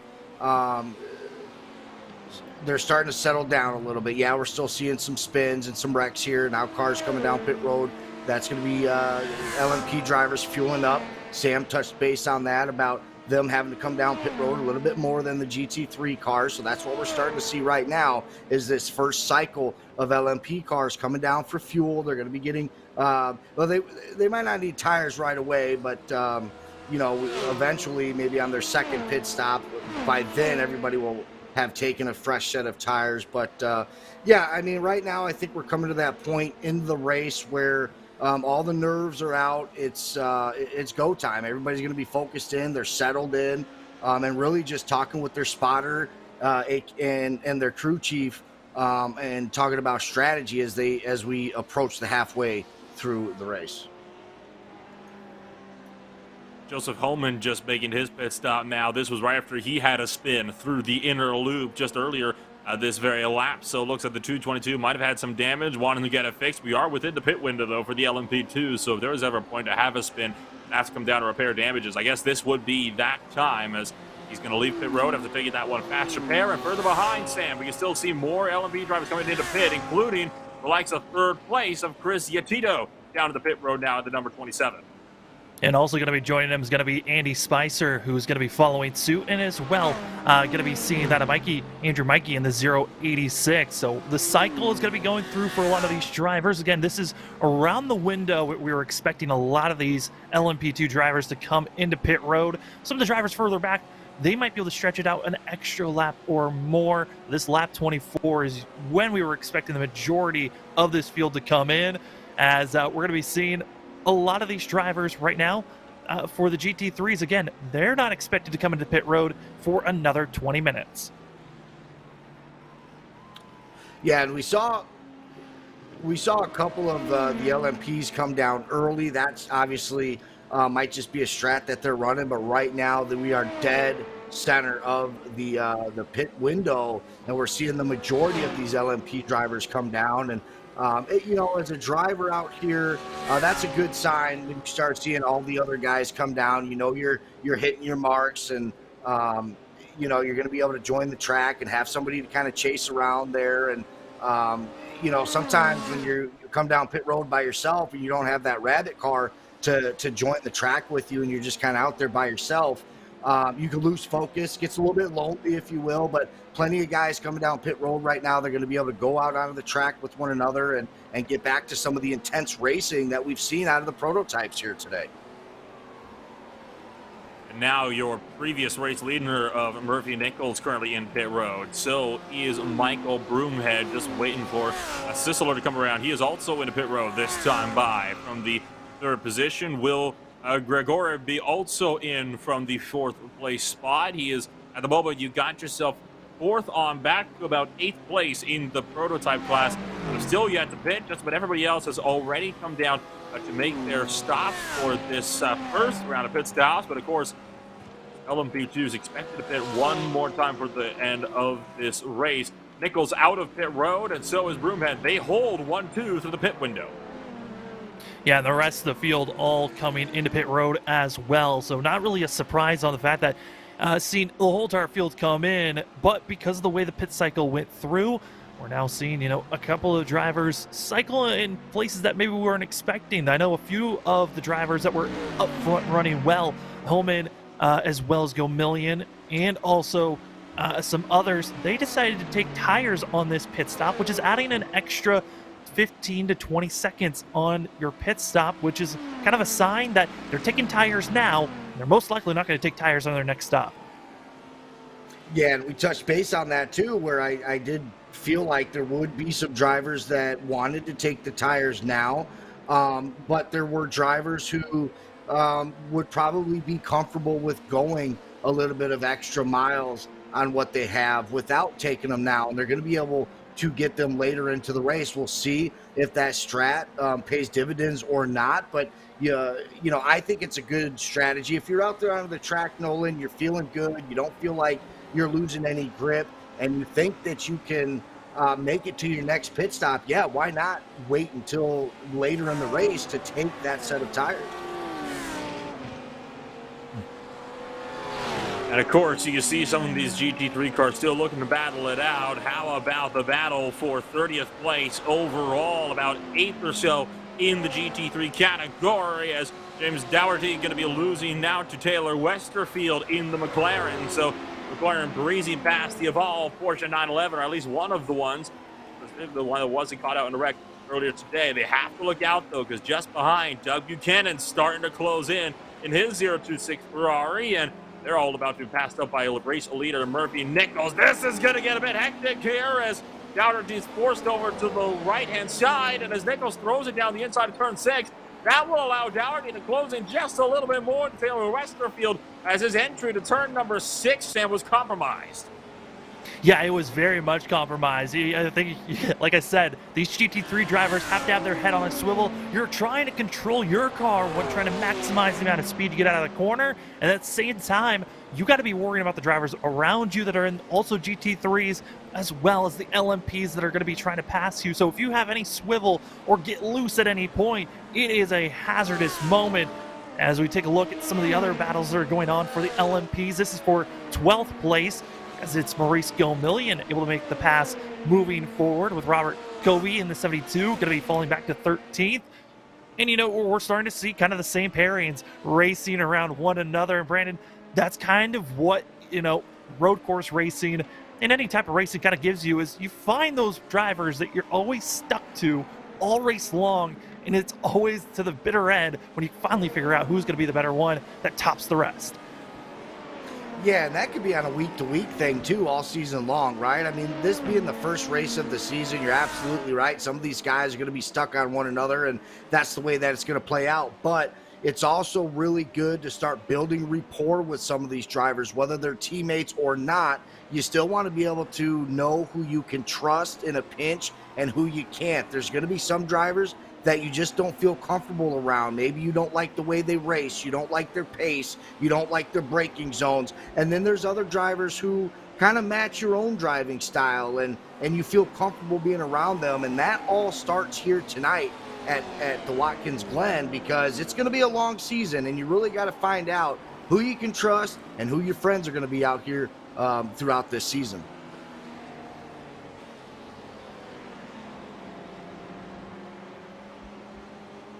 So Dougherty continues to try to work his way up to Taylor Westerfield in that McLaren MP4-12C up the road, as more LMB2 traffic starts to dice their way through. Both of these drivers trying to close on up to Gerald Gilbert in the number 73 BMW M4 GT3, just in front of them, and just in front of Gilbert, as that GT3 pack started to gradually catch up to Taylor Westerfield, is going to be Gustavo Cianfarini in the 029 Lamborghini as well. And you can see on the left-hand side at the moment the number of incident points everybody has so far on track. And you can see already 6 incident points on the night for Broomhead, back to be 1X for an off-track, 2X for loss of control, 4X for car-to-car contact. And, of course, everybody, I'd imagine, knows this by now. Sam, of course, big thing to know here tonight, there is an incident cap on the night. If drivers get 40 incident points, they will be automatically disqualified from the event. So far, nobody's at risk of hitting that limit. Well, we aren't even halfway through this race, so there is still the potential for some drivers to start racking them up as time goes on. Yeah, it's usually when you start to see this far along in some drivers that they've got 10 plus incidences, then you're getting a little concerned, especially if they haven't used the fast repair just yet, as we see more amazing racing action. Currently the battle for 24th that we're seeing going on with these drivers on top of one another. And, you know, those incident points and having that limit, usually drivers are told that they got to be careful. As speaking of being careful, off-track issues, that is going to be the 57 going to be having issues just entering turn 1. That's an odd place to have issues, so we're going to take a Pulse Popper's instant replay on what happened to the 57 here coming out of the corner. And he was already having a shallow entry here, Brandon, and just might have locked it up potentially here. Yeah, that's exactly what he did. And speaking of incident points right there, that's going to qualify as a 2X, as Nolan pointed out. That's going to be a loss of control. But you know what? Let me tell you something. The incidences that we've seen, like you pointed out, Sam, are relatively low. I think the highest one we've seen was Broomhead with that 6X. But, you know, I was always told if you are not getting at least 1 or 2 X's, 1 or 2 off tracks out there, that just means you're not pushing the car beyond its limits. And that's what you're going to have to do to be able to compete at a high level. You're going to have to really push your car. If you have 0 incident points, I can only assume that you left a little bit of race out on the track.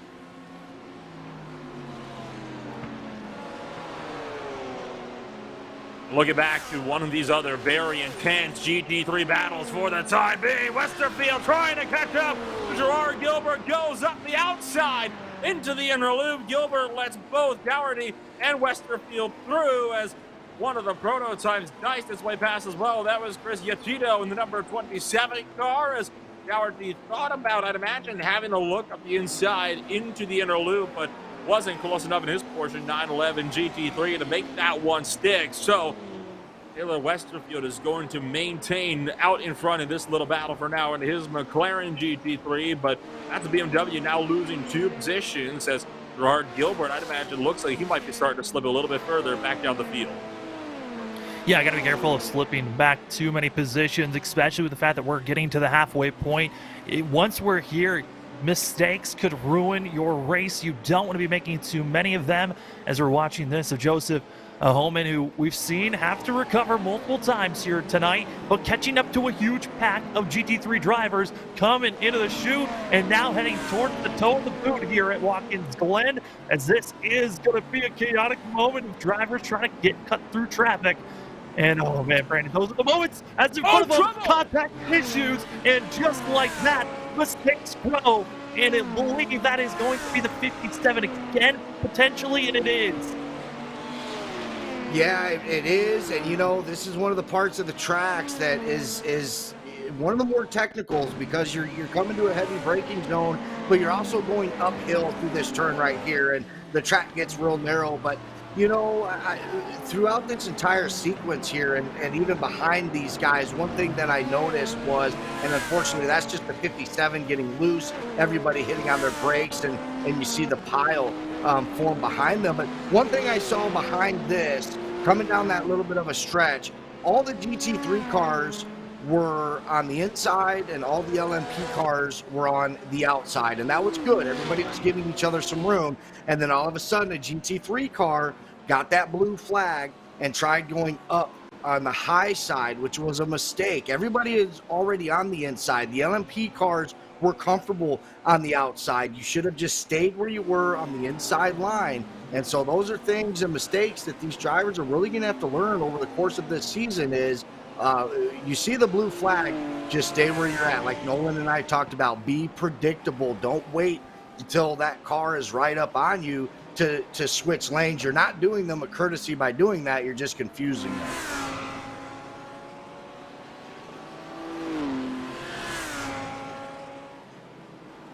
So with all of that said and done, you also saw Robert Gambill swap hands with Cody Richardson. That was up into the inner loop on the 27th lap for your GT3 field, and that's going to allow for the Sector 5 BMW to start to pull a little bit further away from the 064 Lamborghini just tucked in behind. This is overall a battle going on as one of the McLarens has had another spin. And speaking of Sector 5, how about the Sector 5 McLaren having a spin? The 135 machine of Chris Sherburne going around through turn number 10. Nobody was around him, I didn't think. So potentially, Sam just lost this one all by himself. Now, this is one thing I want to point out about the McLaren and why we don't see it around too often. At least in my experience, it has been notorious for being one of the loosest GT3 cars ever, particularly upon turn-in. And I wonder if it is that aspect about this machine that just bit Sherburne as he went through 10. Yeah, and Chris Sherburne was one of the drivers that really was the highest of our two McLarens running here tonight. As popping up, it's that of the Majors Garage. If you're looking to get yourself for setups, anything from oval, dirt racing, or road, they've got you covered in setups. And as well, Grant was looking on their website, you also can get coaching at that of the Majors garage.com. Go check it out. Much helpful. You heard from that of Mike Willett earlier in the interview. Over 20,000 drivers have gotten help so far. Why not be another one that can get help from the Majors Garage? And you know, looking at this field, it is one of those things where we're starting to see those that have already made mistakes have to use a fast repair before you even got to halfway, as just like that, Murphy Nichols able to make another pass for himself. Nichols has been very consistent for himself as we look at the GT3s in this battle that's currently going on for that of 24th. And, you know, I got to say, Brennan, I think for the biggest surprise so far, for the GT3s. We're expecting them to come into pit road here in the next 8 minutes or so to make their pit stop, and should be their one and only, unless some drivers have decided to go with an odd, different strategy. And one of those from the GT3s is our pole sitter of Nathan Medina, who has actually had to come into pit road 8 laps ago. He had to use a fast repair, the 2 all the way back 17th in the GT3s, and kind of similar to our other pole sitter, Spencer Todd. Both of those drivers have had to use fast repairs, and surprising to see some of our faster drivers being caught up in mistakes or issues of other drivers as we ride on board and get a sense of what it's like in the GT3s. But Brandon, gotta say, this is kind of a shocking to see some of our pole sitters and fast qualifying drivers struggle. But this is what you get from endurance racing, the unknown of once you get the prototypes and the GT3s close to one another. Well, in certain situations, Sam, you're only as good as the drivers around you, right? So we saw Todd got in a little bit of trouble. Medina got into a little bit of trouble as well. But, you know, these guys, the faster you are, the more times you're going to run into some of these GT3 cars, and that's what we saw with Todd. Now, he's been able to bounce back. He is 31 seconds off of Nichols' pace, but he's still sitting in third behind Broomhead. As far as Medina in the GT3 series, he is struggling a little bit back there in 17th. He's behind Sherburne and Richardson. But an hour and 7 minutes left. Okay, you got your mistake out of the way. You had to use your fast repair. Now you know you're fast. You know that you have pace on these other drivers. He just needs to focus now on his racing lines, his braking marks, and really just worrying about himself and if he's got a shot of getting back up into this race and at least fighting for another podium here, Nolan. Speak about drivers trying to fight their way into podium positions, and one of those drivers is, of course, Ricardo Fasanello, who just got past Robert Deloach. That was coming around through turn number 1, made that overtake, and that has caused Deloach to lose a bit of ground. It's starting to drop back a little bit to Roger Shank, who's just a little ways behind. 26th overall, P6 in class for Roger Shank at the moment, and trying to close up to Deloach just in front. A couple of drivers now on the move as I can see one of the outers on the inside line, breaking a bit earlier. It's one prototype off the course. That was the 72 machine, P11, Robert Covey. Small little trip into the grass. No major issues there, but this is, I think, one point that we haven't talked about a whole lot so far here tonight, Sam. How about interclass lap traffic? And that is, of course, when drivers within their own class start to lap each other, particularly in the GT3 category, which is a lot bigger. That can be a huge, huge problem for the prototypes when you have cars within the GT3 class lapping each other, and you're trying to lap both of them at the same time. Well, you kind of can see him looming behind. It's Murphy. It's that of Murphy Nichols that's in the red and black. And he's not the first red and black prototype, but he is the third one further back that is just about 3 seconds away from catching up to Covey, as well as the other drivers behind him. Chameleon and Covey, got to be careful. Issues there for the 72, locks up once again. Similar space when we've seen him do that before. He's got to be careful not to do that again. Yeah, it really does. And, you know, we're at that point in the race right now where, you know, the simple mistakes need to be done, right? They need to be gone. We're almost an hour into the race, and we've had plenty of repetitions racing around each other, and that's not to say mistakes aren't going to happen or wrecks aren't going to happen as we now start seeing these GT3 cars make their pit stops. And these are the bunches you were talking about, Sam. We know that the majority of these drivers can make it all the way to that halfway point, that 1 hour mark. But here at an hour and 4 minutes left in the race, we start seeing a couple of these drivers come down pit road and get fuel. It looks like some of these guys are taking tires, of course. So we'll see how many guys come in early, how many guys come in right at that 1 hour threshold, and if there's anybody out there that might even extend that just a little bit, a lap or two, maybe all it takes to be able to be that GT3 at the end that doesn't have to come down a second time for fuel.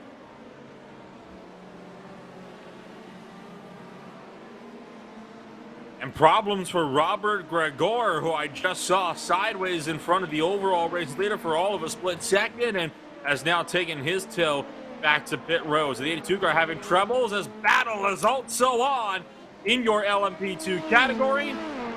That is currently a battle coming across the line, which will be for, well, not actually a battle at all. That is actually Murphy Nichols, lapping Jerry Forherkolb. And now we can see a proper battle shaping up in the GT3 category, left side of your screen, as Taylor Westerfield has caught up to Gustavo Cianfarini. Is trying to now see if he can overtake that 029 Lamborghini. Yeah, this Lamborghini has been, yes, he's been consistent for most of this time, but there have been a lot of mistakes. We'll see if Gustavo can hold on for now, as you see Westerfield getting a great run through the S's, and now going to be seeing him go through into the inner loop here at the bus stop. Going to have the more preferred line on the entry and able to make the pass cleanly for the McLaren Steel Machine on the right. On the left, still seeing, Nichols is just carving his way through the GT3s, and now the prototype already about to be halfway through lapping down all the prototypes, which is kind of surprising to see, but incredible that Murphy's been able to do this in less than an hour of distance here at the 2 hours of the Glen for the Majors series of the Majors Garage, 2 hours of the Glen. Well, and I think the biggest reason, Sam, is we really haven't called out Nichols as far as any of these incidences have gone. He's been able to keep his prototype clean, has been able to avoid some of the nastier stuff that we've seen go on between these two classes as we continue to see the GT3 cars making their pit stops here. But yeah, Nichols and Broomhead, for that matter, have been both running fantastic races up until this point right now, keeping their nose clean and really just focused on the task at hand. But yeah, Murphy Nichols having a clinic out there today in the prototypes.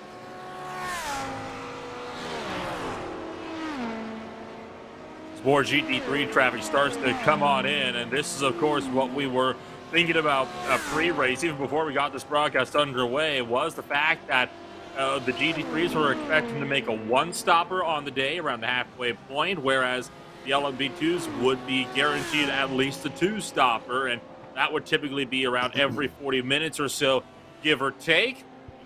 As we are just a minute and a half away from halfway, now is the perfect time, of course, for those GT3s to start coming on down for that pit stop. That does make it rather easy, doesn't it, Sam? Just have to come down the once, as well just make it halfway, and then you're done and dusted for the rest of the race. Yeah, there were a bunch of different strategies that were being thrown out. Some drivers were thinking, hey, I'll try to save 20 seconds by not taking tires. Others were primarily focused, I'm pitting that halfway, I'm taking my tires, and I'm taking this thing to the end. I think for a lot of the drivers, with the fact that there is a fast repair, it's kind of thrown off, when some drivers want to come into pit road. If you're caught up in an incident, for some, they would just come into pit road, get the damage repair, and then keep on moving on. But with having the fast repair, it has to force a change of thoughts. You look at the GT3 section of drivers, and I think of Nathan Medina, who's going to be a driver that was leading, got caught up in an incident, had to pit 8 laps sooner than he wanted to, which was about 20 laps sooner than when most of these drivers were expected to come into pit road. Issues for drivers further back in the GT3s. And it's one of those things where drivers that might have pitted sooner than an hour, they've got to be concerned if they even can make it on this one stop, or if they're going to be forced into doing a two stop. Is more just bus stop action. Bus stop's been a scary place throughout the day in all the different series. But Brandon, gotta say, it's been more so of some of the other courses, like corner number 1, and then also at the toe of the boot, where we've seen most of our incidences here tonight. Yeah, and whether that be, two cars making contact and wrecking, sometimes we've seen just drivers maybe trying to cut a little bit. Maybe they're out of focus, they get into the grass, and we have seen a handful of one-car incidences like that. But, yeah, to go back to your point right there have been some drivers in the GT3 series, such as Medina and a couple of others, that have had to come down earlier than they wanted to. They've already used that fast repair. That Audi we see, what I was just talking about, that's Earl Dean right there. He was cutting through there. Again, here's the Audi going through the grass right there. So we've seen a handful of those cars, cut just a little tight there and get into the grass. He was lucky to save that there. But yeah, you do think about, okay, what's Medina's strategy now, knowing that, okay, I'm probably not going to make it on fuel, and he's going to have to come down pit road one more time. Yeah, and right here we see Steven Paulson trying to get going. I got to say, we've been sitting there for a while here, Nolan. Absolutely. I mean, that's what you got to do, though. You got. Oh, well, I guess that's one way to try to get the car turned around.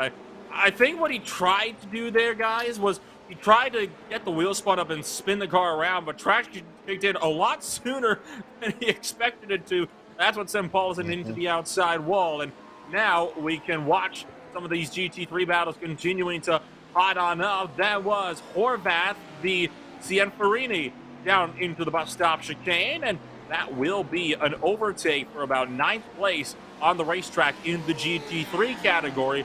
382 Porsche past the 029 Lamborghini.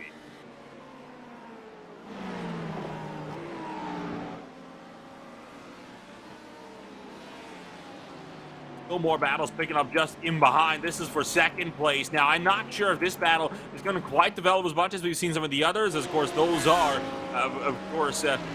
teammates in the 118 machine out on the racetrack, running 3rd and 2nd place. I think at this point in time, they're in a very good position, Sam, for their team overall. So they're just going to be making an effort to try to get their way to the end of this race and keep that 2-3 with more pit stops underway in your GT3 field. Absolutely. Both of us, Nolan and I, have both been caught with our mute button on as watching pit road cycle still going through. And, get a sense, this is the Sportsman Series, and you see on your ticker, these are the different, I ratings. That's what the 2-point or the 1-point K ratings are. The letter in the gray, that's your license that these drivers have. You start at rookie, you get a D, C, B, and you move up to an A, and that's what everyone's searching for. So showing in the Sportsman, everyone's trying to develop, get faster and better as they work with one another, and trying to just, again, this is the first race of the year as they continue to watch amazing racing from that of the prototypes, racing between these drivers. And I gotta say, for that of watching Covey, he's got a mirrorful watching of Gomillion and also that of Korkeld, who are battling one another for this position of 11th. But do you want to give note of some of the drivers that have had some misfortune here tonight?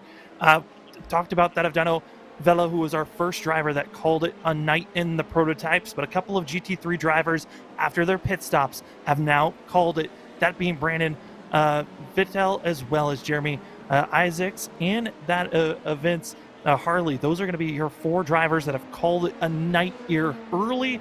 And Brandon, I mean, it's endurance racing. Sometimes you just get those misfortunes where you got to call it a night early.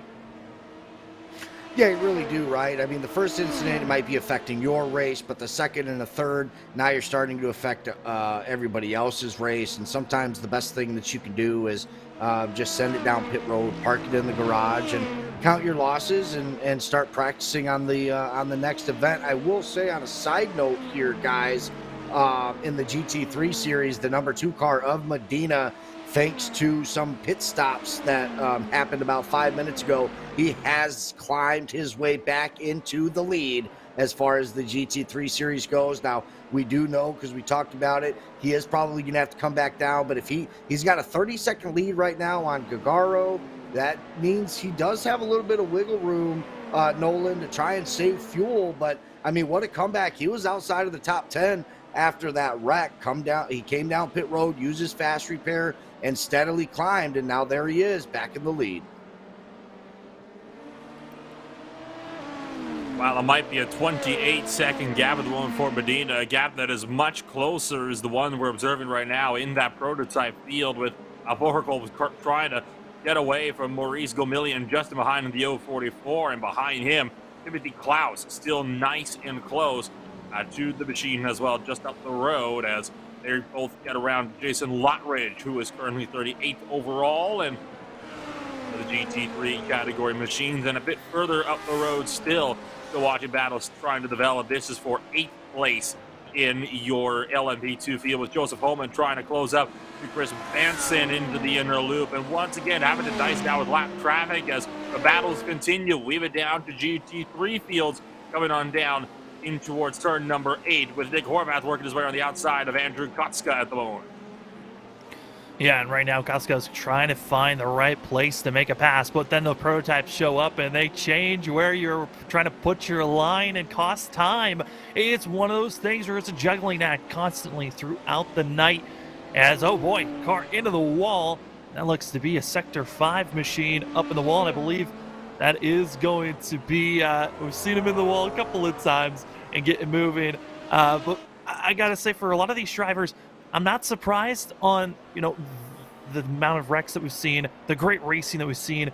This is only just the beginning. It's crazy to think this is the first race, round 1 of 14 for these drivers, as we are past halfway here for the Majors Garage 2 Hours of the Glen. My name is Sam Dyer. With me is Ben Brandon Robinson and Nolan Rempel, giving you all the action here, and as well LSRTV Studios, giving you all the graphics and as well all the cameras here tonight. It's been great action, guys, and honestly, halfway through, Brandon, what has been the biggest thing or biggest surprise that you've been seeing so far here tonight? Well, I don't know if it's the biggest surprise, but the biggest thing for me is just how much race etiquette these guys are really going to have to start focusing on as they make their way through this series. And look, I'm not trying to play bad guy or call anybody out or anything like that, but the truth is these guys are really going to have to start bunkering down on learning how to race around one another, how to race inter classes like what we've seen, between the LMP too. It's not just the GT3 drivers out here making mistakes. The prototypes are as well. And again, I'm not trying to dog on them or anything, but I think that's just the biggest thing I'm taking away from right now. We know who's really got it down: the Nichols, the Broomhead, the Spicers, the Yatitos, Medina, obviously, Gagaro, the guys that have been up into the top 5 in their respected classes. But some of these other guys that are in the middle of the field, I think they got a little bit of ways to go as far as, racing around each other and with different classes out there on the track.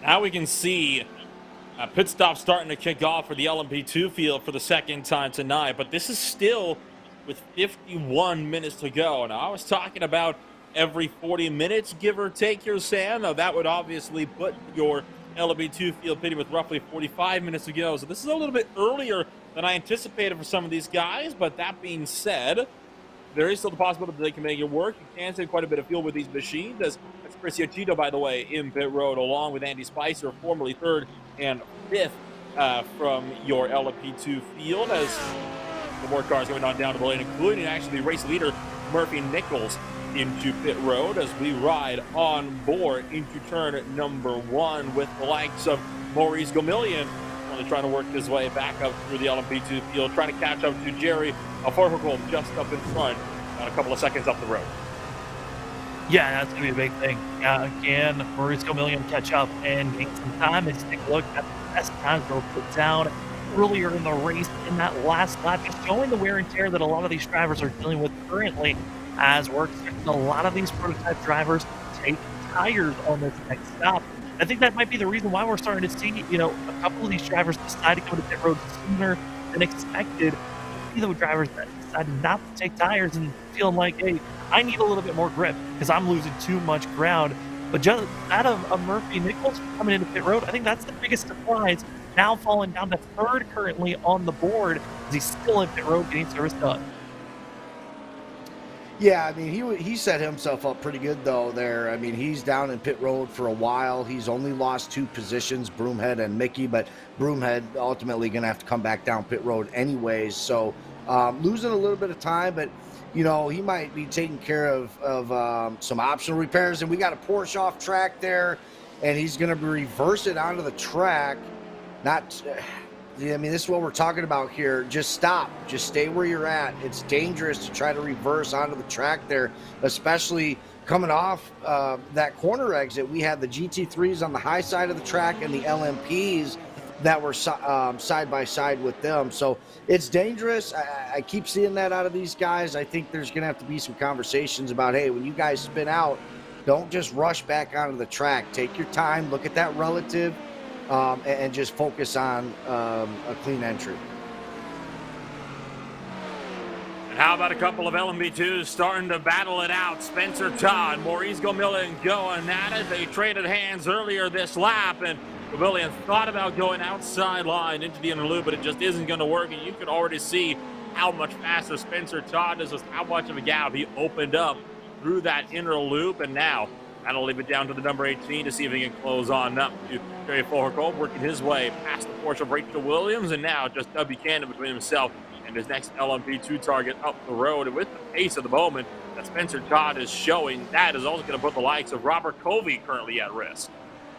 Yeah, and for Spencer Todd, he's going to be really flying, but he just came into pit road 2 laps ago. So this is where the speed is coming from, and fresh tires. More drivers into pit road, as you've got that of the 93 and also the 199 all coming in for the prototypes, and as well the GT3s out of Nathan Medina, who was the leader in the GT3s for a quick second, now exiting pit road, 5th place currently. But this is that change. The drivers are, that were off sequence. They're going to be trying to make their final pit stop for that of Medina. This should be his final stop and getting rolling.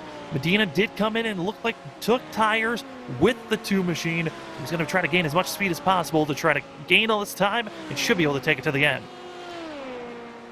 Yeah, not terrible. We knew that was coming. He was going to have to come down pit road a second time. He was one of those early drivers because he wrecked himself in that first hour of racing. So he went in. We got a big wreck here. LMP's GT3s. Oh, no. Oh, and look, that BMW right there taking out the McLaren.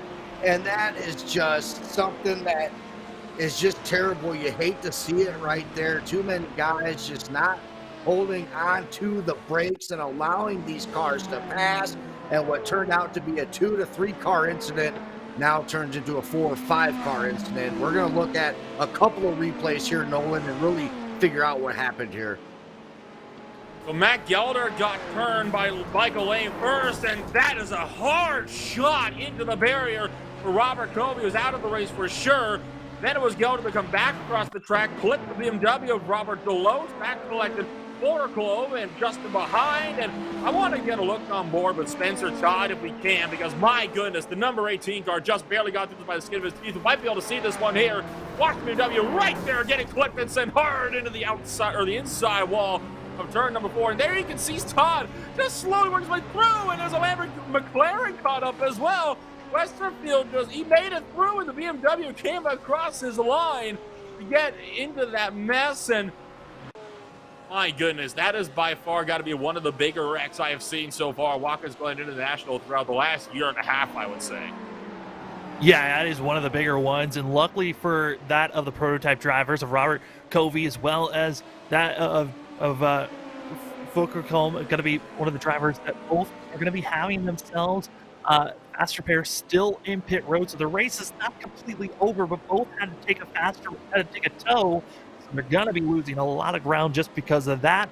And for that of Michael Lane, he had already used a faster pair, might be calling his night early. And also for that of Westfield, luckily for the 139, still does have a faster pair, but you do not want to be caught up in these wrecks like that. I mean, that is the biggest wreck so far of the night. Multiple vehicles involved in that one, and you don't want to see those types of wrecks at all happen because it's so costly on time, and for some of the drivers, they've already used their faster pair.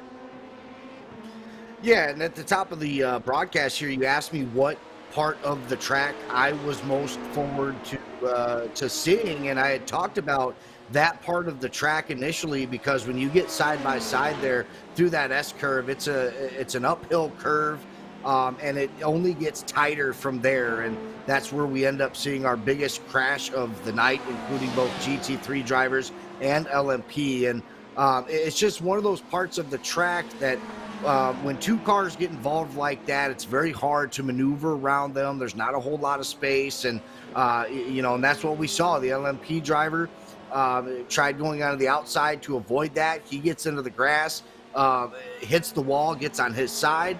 We see the McLaren try to sneak in there. There's just not a whole lot of room. So, definitely something that I thought was going to happen a lot sooner in this race. These drivers have been managing that part of the track relatively well up until that point, but here in the second hour, Nolan, it finally bit a couple of these drivers. A mistake still biting a few drivers as well, as you saw just at the tail end of the shot as Mark Herzog had gotten into the grass a little bit through turn 4 in the battle for 13th. That caused him to lose a boatload of time to Maurice Gomillion in that battle that's been slowly heating up as time has continued to go along. And now, as they get past the Mercedes-AMG GT3 of Jeremy Morrison, this battle looks a bit more secure to a little bit steadier as time goes along. There is still one driver that is yet to hit, by the way, in your LMP2 category, and it is race leader Michael Broomhead. And I have a feeling here, Samuel, he might be waiting until that very last moment to bring that car in. That is why we're seeing a good portion of the LMP2 field a lap down, when in reality, net-wise on track, not so much the case, as we look back to Andrew Kotska and Nick Horvath in the battle for second place in GT3. Yeah, I mean, we haven't seen Broomhead come into pit road, as well as Jason McSpartan, who's going to be in 6th position for the prototype. Those are the two drivers that are still trying to stretch it out, try to go another lap or two to try to maximize the amount of times they come into pit road. But Broomhead comes in, as you can see on our ticker, and expecting similar things for the 22 as we keep on watching this battle on screen. And you see Broomhead trying to get to his box. Don't want to be caught with any penalties coming into your box. This could be a major disappointment. Up 3 positions from where he qualified. You know, a great job for Michael Broomhead, who could have been caught up in a lot more issues earlier on when the aggression level was in those first 2 to 3 laps. Broomhead had multiple times been caught up in messes. Luckily kept that machine out of trouble. And the number 100 is on the lead currently, but here comes Nichols. Got to make fast. Yeah, Murphy Nichols, obviously driver of the day right now in the LMP series, but shout out to Michael Broomhead, as you just mentioned. He did start this race in 4th. I don't think he slipped below that at all. In fact, he's pretty much been 2nd and 3rd this entire race. He got his share of the lead, had to feel pretty good right there, kind of rewarding himself maybe before coming down pit road for his consistency. Now, of course, he does concede the lead to Nichols, but it looks like he is going to stay in that 2nd place, assuming he can get out of pit road before Todd comes around. But a great race by Murphy Nichols. He takes the lead, and a really good race by Michael Broomhead so far in the prototypes. You still seen you had just seen the battle for 6th place picking up as well in LMP2. And I have to agree with you. I mean, Broomhead has been doing such a phenomenal job so far to keep that car steady where it's at, as he looks set to come away with, I would imagine, at the very least, podium position. I mean, I think a race win technically still in the cards, but I have a feeling it probably won't be the case for very long, because he is still about 39 seconds back from Nichols. It is worth noting, right, Samuel, which makes things obviously a little bit trickier. I think at the moment he's got to worry more about keeping Todd behind him in that 3rd position, though even that gap still 10 seconds. So Broomhead has been doing a phenomenal job to manage these little gaps. He's been running the perfect race, and this would be really good for him to be able to start this season off on a high in P2. Yeah, and you know, one of the things that really the key is for most of this night is how is the strategy going to work out. You have 2 hours that you're trying to strategize the most you can. When do you really want to go into pit road? Do you really want to stretch it? What are all the calculations? And just trying to prepare yourself mentally for an endurance race. And for a lot of these drivers, the strategy culture needs to be there. For that, you know, for Nichols, or for Todd, those 2 drivers that go pretty similarly to when they wanted to, but they got to be concerned if they can even make it to the end of this race without having to come to pit road one more time, where Broomhead feels comfortable, confident that he can make it from here to again from this last pit stop and as well. So 4 tires and fuel. So that 100 machine looking good. Look at that of the GT3s, the battling that's been going on around here. I mean, GT3s, they certainly have been put on a show. Prototypes as well. There's just action all over the place for position and the battling that's going on. And Brandon, I gotta say, it's been a pleasure to even be a part of this event. It's crazy to think next event that's gonna be coming up is gonna be at Daytona. It's gonna be February 6th for the Daytona 500.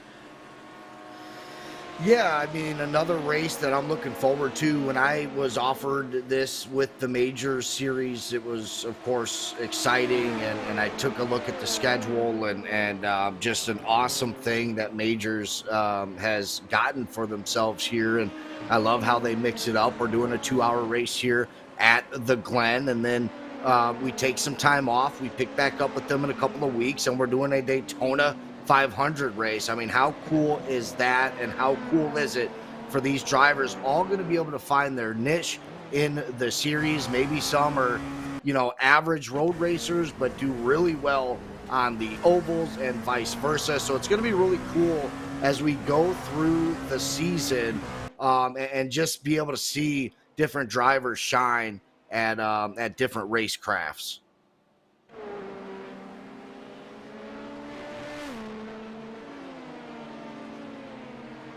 Looking back up to the number 18 car of Spencer Todd, running third place for the time being, and starting to close in the gap to Michael Broomhead just a little bit up the road, and that is going to be something I'd imagine that Broomhead is going to be keeping one eye on for the remainder of this race. We look back up to the Evolve Porsche, currently still trying to make a run at Andrew Kotska. That Ferrari 488 machine has been holding very, very steadily so far in second position. He has not been letting the pressure from Nick Horvath get to him. And it's actually at the point where I'd imagine at some point Kotska's even managed to pull away a little bit using the lap traffic with LMP2s trying to get around as a bit of a pig. But every time Horvath is able to just close back in with that little bit of extra speed that Porsche 911 has underneath it. And you have to wonder at this point in time, is this starting to hold Horvath up, right? Because you've also got Nathan Medina trying to close in the gap in fourth place, just behind your battle for P2, which is getting closer and closer with every passing lap. Yeah, and that's the one thing you kind of got to be nervous about, is Medina, with how quick he is closing in the gap, showing so much speed. Got to be careful for a lot of these drivers on if they're going to be ran down, and got to be careful as take a look here, ninth position, as Gilbert is going to be thrown it to the outside to the wall, letting by LMPs, and BMW currently right now 29th place, about a less than seconds ahead of him is that of Chris Parker, and Chris Parker's at 119, so that 8th place position not out of hand. Yeah, I was taking a look at the relative there. Of course, Nichols leading, and Broomhead and Todd. Nolan, you had mentioned those guys were racing pretty much bumper to bumper, but now I'm seeing Todd's falling back about 11 seconds behind Broomhead. Not too sure if Todd had an incident there or what happened with the 18 LMP, but Broomhead now giving himself a little bit of a gap between him and Todd with these GT3 cars now really starting to thin out and file out. We've seen less incidences now that we've had plenty of time since that pit stop. We have seen the field start to separate just a little bit more, which has allowed more space between the GT3s, which Nolan, in return, we've seen less incidences now, minus 1 or 2 wrecks that we saw. This is what you like to see, because it allows battles like this to pick on up, and I think the move might be coming here soon. Nick Horvath has closed up to the back bumper. Andrew Kotska out through turn 4. Is he brave enough to try something down the back straightaway and into the inner loop? I don't think he's going to quite go for it here. Just doesn't have that much speed. In fact, even brakes a little bit earlier just to give himself a little bit of extra breathing room to work with through the inner loop, Sam. But you can see how much that Porsche is starting to pressure the Ferrari. With how close he's been getting, it's only a matter of time at this point. Got to make this move quick. Nathan Medina is right in behind with the Audi, and he's going to look up the inside of Nick Horvath up into turn number 6, and that scares the Porsche out wide as Nathan Medina is going to put it side by side in the run down towards the toe of the boot, and that is going to be giving a lot of breathing room to Andrew Kotska, as all of the effort that Horvath went in to closing that gap is shattered in 2 corners.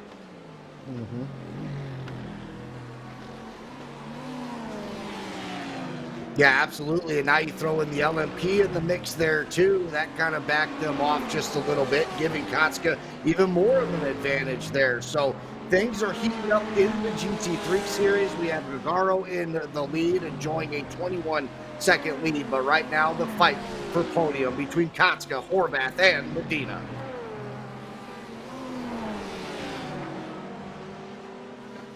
And all of this while Nathan Medina continues to try to close in the gap. A three-car battle for fourth. Medina flashing the headlight furiously. A usual universal signal of get out of my way. Medina is on a charge. He's trying to do everything to break past Porsche. So I tell you right now, if Horvath doesn't get past Kotska, Medina's going to get by Horvath. So right now, that 382 is having to worry about two different opportunities here, both offense and defense, and having to manage both of those at the exact same time is not an easy feat. Medina might look for the inside line, is looking for the inside line, into the inner loop. If Medina gets thrown to the inside, he is. That's going to be an overtake for P3, up into the inner loop. And I have to say, Horvath just got Medina a massive break as that Audi tries to lunge at the Ferrari. Yeah, well done there by Medina.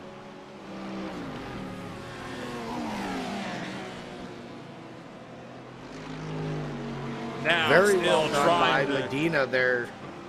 Sorry to cut you off there, but I mean, those are the moves that it's going to take. He did do the flashing headlights, which I wasn't too sure. Sometimes, Nolan, people do that just to kind of play mind games there, but no, he meant business there. He was letting Horvath know, if you don't get out of the way, I am going to make a move, and he did. He was able to put the pressure on him. Now, Horvath maybe could have made it a little bit harder on him, but we're 32 minutes left in the race. Maybe he didn't want to get any contact there, and it was a good line by Medina, to be fair. Now he's got his sights on Kotska right now. This is the race for second place here in the GT3 series, and right now Medina charging to the front.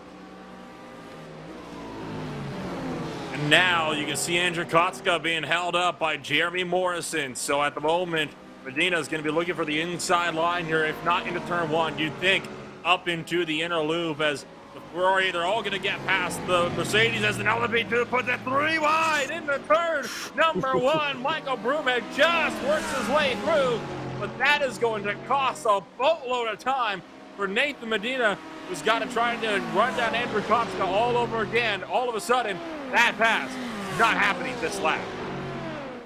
Yeah, that's unfortunate, but that's the way that it goes sometimes. We talked about that very early into the first hour, about how you may think you have a run, and then all of a sudden here comes a different car in another class, and you really have to show some patience there. That's what Medina does. He had to let off just a little bit to allow the LMP car to go through there. Of course, Broomhead trying to run his own race. He's up there in second place for podium. But a good job by Medina. He stayed patient. He's on the inside now. He's looking to take over second place, and he does make the clear. And none too soon, because here comes LMP2 traffic with Spencer Todd. Going to be working his way past Nathan Medina. He's going to be pulling Mark Herzog as well as Timothy Klaus with him. Medina saw it all coming and decided to make that pass. Ryder got it. Oh, look out! Herzog spins right in front of Medina, and he's going to get tagged by Andrew Kotska and Timothy Klaus. Almost disaster for the Audi as an Element 2 spun out right in front of him. And right as we enter the final quarter of the race, mistakes, mistakes, mistakes. And how many has this been now for the Sector 5 LMP2? And always right in front of time as well. And speaking of the devil, up again into the tire barriers. You talk about a car starting to struggle. That 57 car is going to be having a day to forget right now. Yeah, I mean, he struggled pretty much all race long, and now it's really starting to affect the other drivers as well. So he's really going to have to get it together here before, he starts making some enemies out there. And, of course, I say that lightly, but, Medina was very lucky to make it through there. He was able to take it wide through that one of the last sectors there. He really didn't lose any time on Horvath. He kept his second place, and now he's got about a 2-second lead over Horvath, and of course Kotska's still involved there. He's in fourth place. He's trying to track down, get a podium here in the first week of this series. But yeah, that was a close call. Things are really starting to heat up here for the podium positions. And Todd in the LMPs is slowly starting to catch Broomhead. That used to be a 10-second lead plus, and now Todd's only about 6 seconds behind Broomhead, trying to catch him with just under a half hour to go.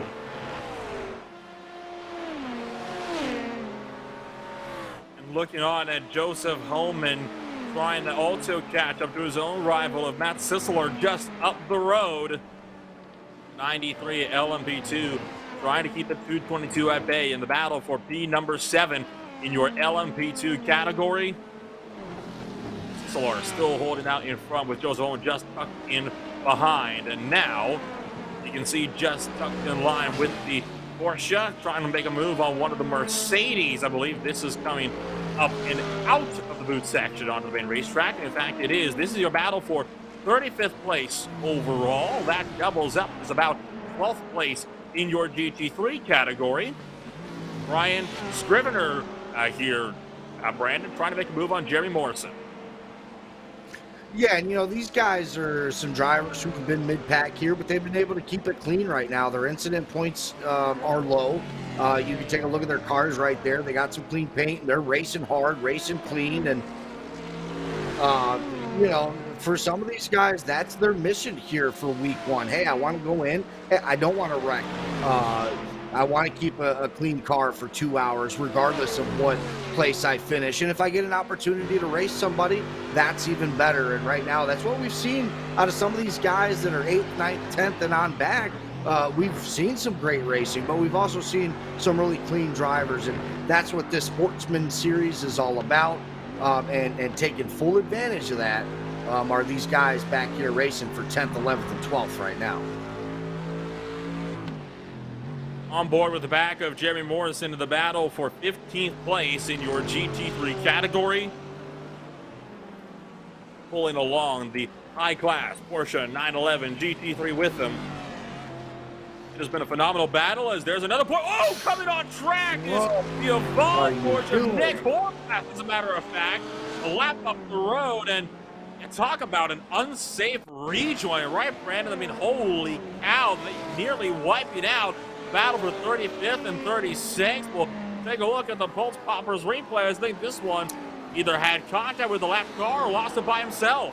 He was losing it by himself. Yeah, he just came in there. Look, that was it is one of the more difficult turns before you get to the boot or a part of the boot because it's uphill and it happens a lot. But the one thing that concerns me is just trying to get back into the racing line, and you know, that cut it really close, and it's just borderline too much at this point with some of these drivers. They're really going to have to hone their skills and their patience and realize that, hey, we get it. You're excited, maybe frustrated because you spun out and you're worried about losing time, but you really got to pull back a little bit and be just a tad bit smarter when you're out there on the track making those decisions. Now, he didn't run into anybody, no harm, no foul, but just something to think about for the next time, just in case you have some drivers that are coming too wide there, battling it out. I mean, that could have been an LMP battle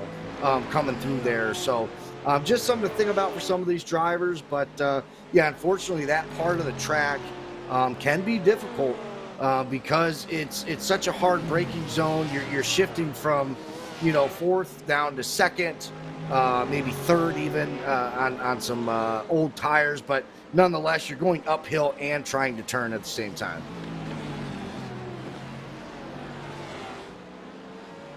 Speaking of drivers trying to be turning, well, kind of moving out of the way, uphill, downhill at the same time, you still got the battle for 35th and 36th. You saw that split apart just a little bit, but it's starting to close back in, courtesy of lap traffic as 2 corners in a row.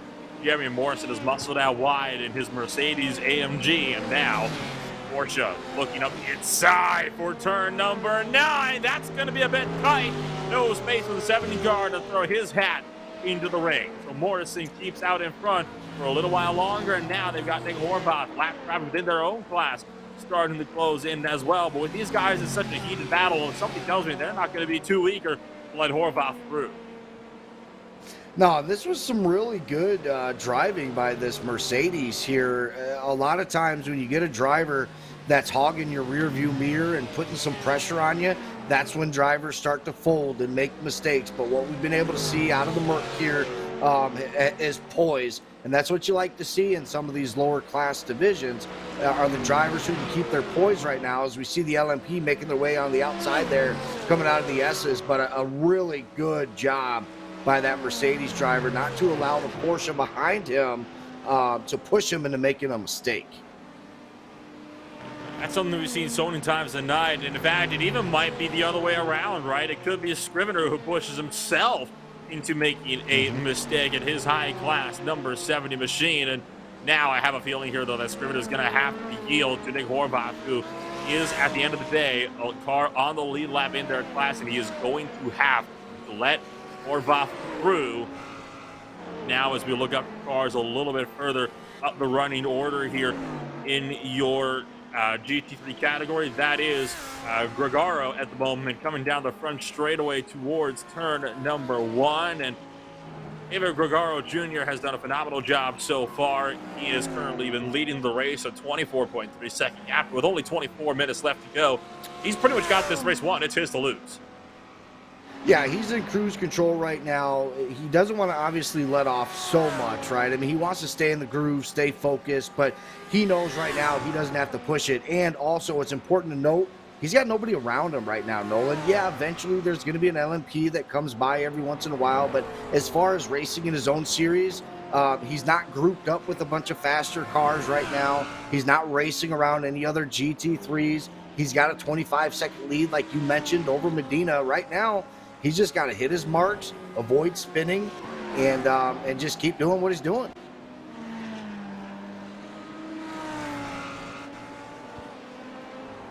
So far, he's been doing exactly that. He has just been putting the pressure down, has not been letting anything get to him so far. He has been slowly just logging these laps away and letting this race come to him. It has all fallen into Gregaro's laps. He's got no pressure to worry about from behind. All he's got to do is negotiate the few lap traffic there is in his own class, as well as then, of course, let some of these LMP2 cars through, and he'll be safe and sound. Now, if I'm Gregaro, I'm honestly braking a little bit earlier for these corners, right? Letting the LMP traffic through a bit sooner, because when you're in the lead with the 24-second gap, you can afford to lose a little bit of time like that. Well, and we've also seen some LMP drivers just dive straight into the back bumper of these GT3 cars, so I'm absolutely all in on that as well. If you start seeing some of these LMP drivers, even if it's just a single one behind, yeah, absolutely make it known, hey, I'm tapping the brakes a little bit, don't move, stay in your racing line, allow these LMP drivers to navigate around you. Right now, David Jr., he is running faster laps than Nathan Medina as well. So not only does he have a comfortable lead, but his last lap was a 147.78, or excuse me, a 147.18, while David Medina ran a 147.7. So he's out in cruise control right now and a little bit faster than Medina, so that helps out a lot.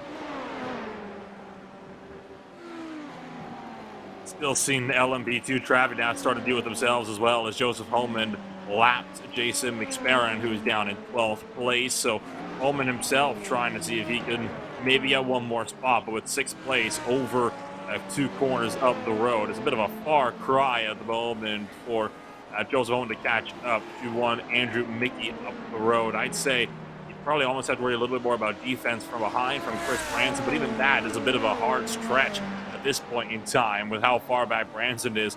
I mean, at the moment, Holman really is in a no man's land, right? I mean, he is just running all by himself up in front. He has no competition up the road. He's just got to, he's kind of in a situation of Gregaro is. He's just got to, take it easy here, bring it home. He'll find himself with an easy 6th place in the race. Yeah, right now, with hitting that 20-minute mark right on the money, these drivers can get a good sense of where they're going to finish, right? Holman knows he's not going to get up there and race for a podium. He's not going to race for the win here. But you know what? Coming in here, week 1, 2022 of the Majors series, and to be able to take home a top 10 and keep your car clean, right now, that is the realistic goal for some of these drivers. And it is something to hang your hat on after week 1, to be able to keep that car clean. You raced good. You got a top 8 out of it. So Holman, you're absolutely right.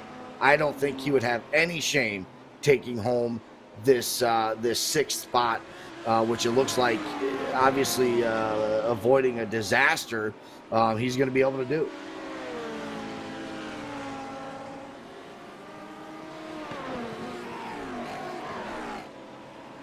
Down into turn number 6 through the chute for the 62nd time today for Joseph Holman, who's been doing a phenomenal job of his own to just keep that car out of trouble and out of the wall. I do want to kind of look over where things are at in the individual classes. In your LMP2 category, you only have 8 cars still on the lead lap, which shows just how fast Nichols has been all race long. And even in the GT3 category, I think this is a slightly more impressive with how much larger that GT3 category is, right? Gregaro, lapped all the way up to the 13th position. And in a 31-car grid, that means he has lapped now over half the field in the GT3 category, something very much not easy to do in a race like this. No, certainly not. You know, we talked about it too, but just how big this field was, right? And the last time that we checked, there was only 4 drivers that had shut down their race. It was busy here at Watkins Glen for the last hour and 45 minutes. It started off a little rough, even a little dirty at times, it seemed like, but I think this second hour has proven to be much better for a lot of these drivers, the GT3s and LMPs respectively. We haven't seen the things that we were kind of calling out for and taken back by in the first hour. And so I think there's going to be a lot to take away, you know, as admins of the league, organizers, drivers, of course, as well, that they can be proud of out here tonight at Watkins Glen. Out of her 9th, starting to pick on up with Timothy Clouds and Maurice Gomillion trying to get a run with each other. And just behind, you got Javier Perez Torres as well for 17th place, just kind of hanging on behind and just watching everything unfold. Now, will there be a move up into the inner loop? He technically has the speed to do so, catching up to lap traffic. I think that will secure the move as Nick Horvath gets in the way of Timothy Klaus. Does Gomillion go for it? Actually doesn't. Decides to back out, put on the binders, and this is what I like to see, right? Being patient with it. He probably could have gone for the move. With only 16 minutes left to go, you have to wonder if Timothy Klaus would have let him make the move. So I think Gomillion is doing the right thing here. Just being as patient as he possibly can, and he is just hoping that he'll be able to get through this one all by himself in the end of this. Yeah, and he's sitting in 10th right now, too. And as I just spoke on, hey, that'd be a pretty good finish. One thing that you don't want to do is create enemies here in week number 1. And I think you're right. I think he backed off there a little bit. Maybe he didn't feel as comfortable for that moment. So he's going to hang tight behind him, at least for a little while. But, you know, there are some races out here still going on. Nichols looks like he's in complete control. Gregaro, complete control of the GT3s. Everybody else now trying to fall back in line, including for that 10th spot with Gomillion.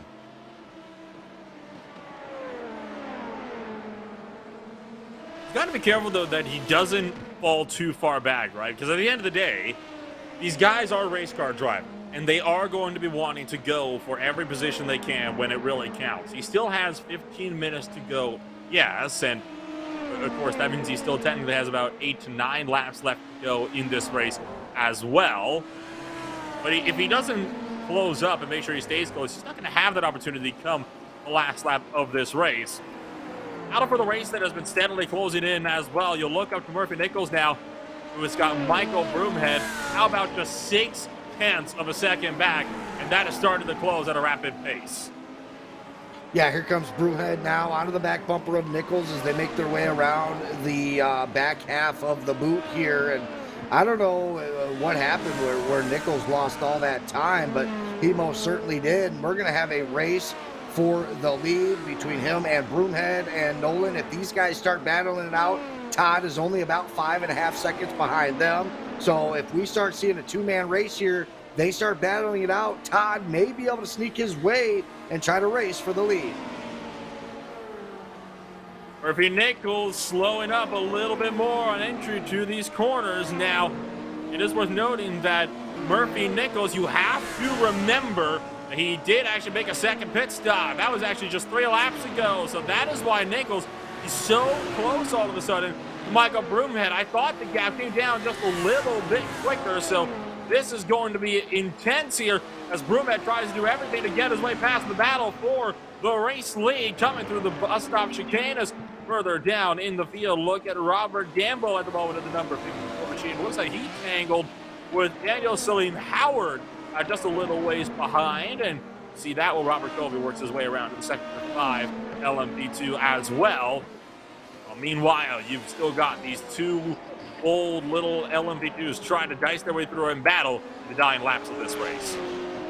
Yeah, and this really might come down to Nichols getting picked by a GT3 possibly, and Broomhead being able to take advantage of that. Right now you see the 55 trying to make his way around there and then swoops in front of the Porsche right there, trying to use him as a pick on Broomhead, but unfortunately there was still enough track for Broomhead to pretty much follow suit on Nichols' moves, and they stay 1 and 2, bumper to bumper right now. Broomhead is still about a half second behind the race leader Nichols. Still plenty of race left with just 13 minutes left, so it's not like Broomhead really has to overextend his ability right now and abuse his car. There's still plenty of time, plenty of laps. He has the race leader Nichols in his sight, and he's just going to keep working on him and maybe hope that Nichols makes a mistake. And now being held up by Mark Herzog. Lap traffic in the LMP2 category, keeping Nichols at bay. That gap under 2/10 of a second, and both LMP2s want to find a way through. And look at this, Herzog not moving out of the way. No, that's going to force Nichols wide, and Nichols is off and into the barriers. And it's huge drama for the race lead in the 2 hours at Watkins Glen as Murphy Nichols throws the race lead away. Too aggressive with lap traffic. Will bring that race lead to a shattering end and hand this race win to Broomhead on a silver platter.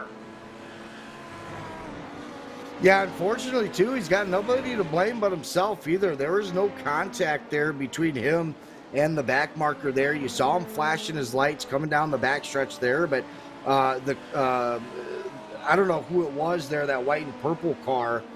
Maybe that's Covey back in 14th. I'm not too sure, but he was flashing the lights, letting them know he wanted that inside line, of course, you know, going through the bus stop there. He did not get it. He goes onto the outside right there, and because of that, he has to cut through the bus stop. We saw that earlier into the race, what that can do to a car.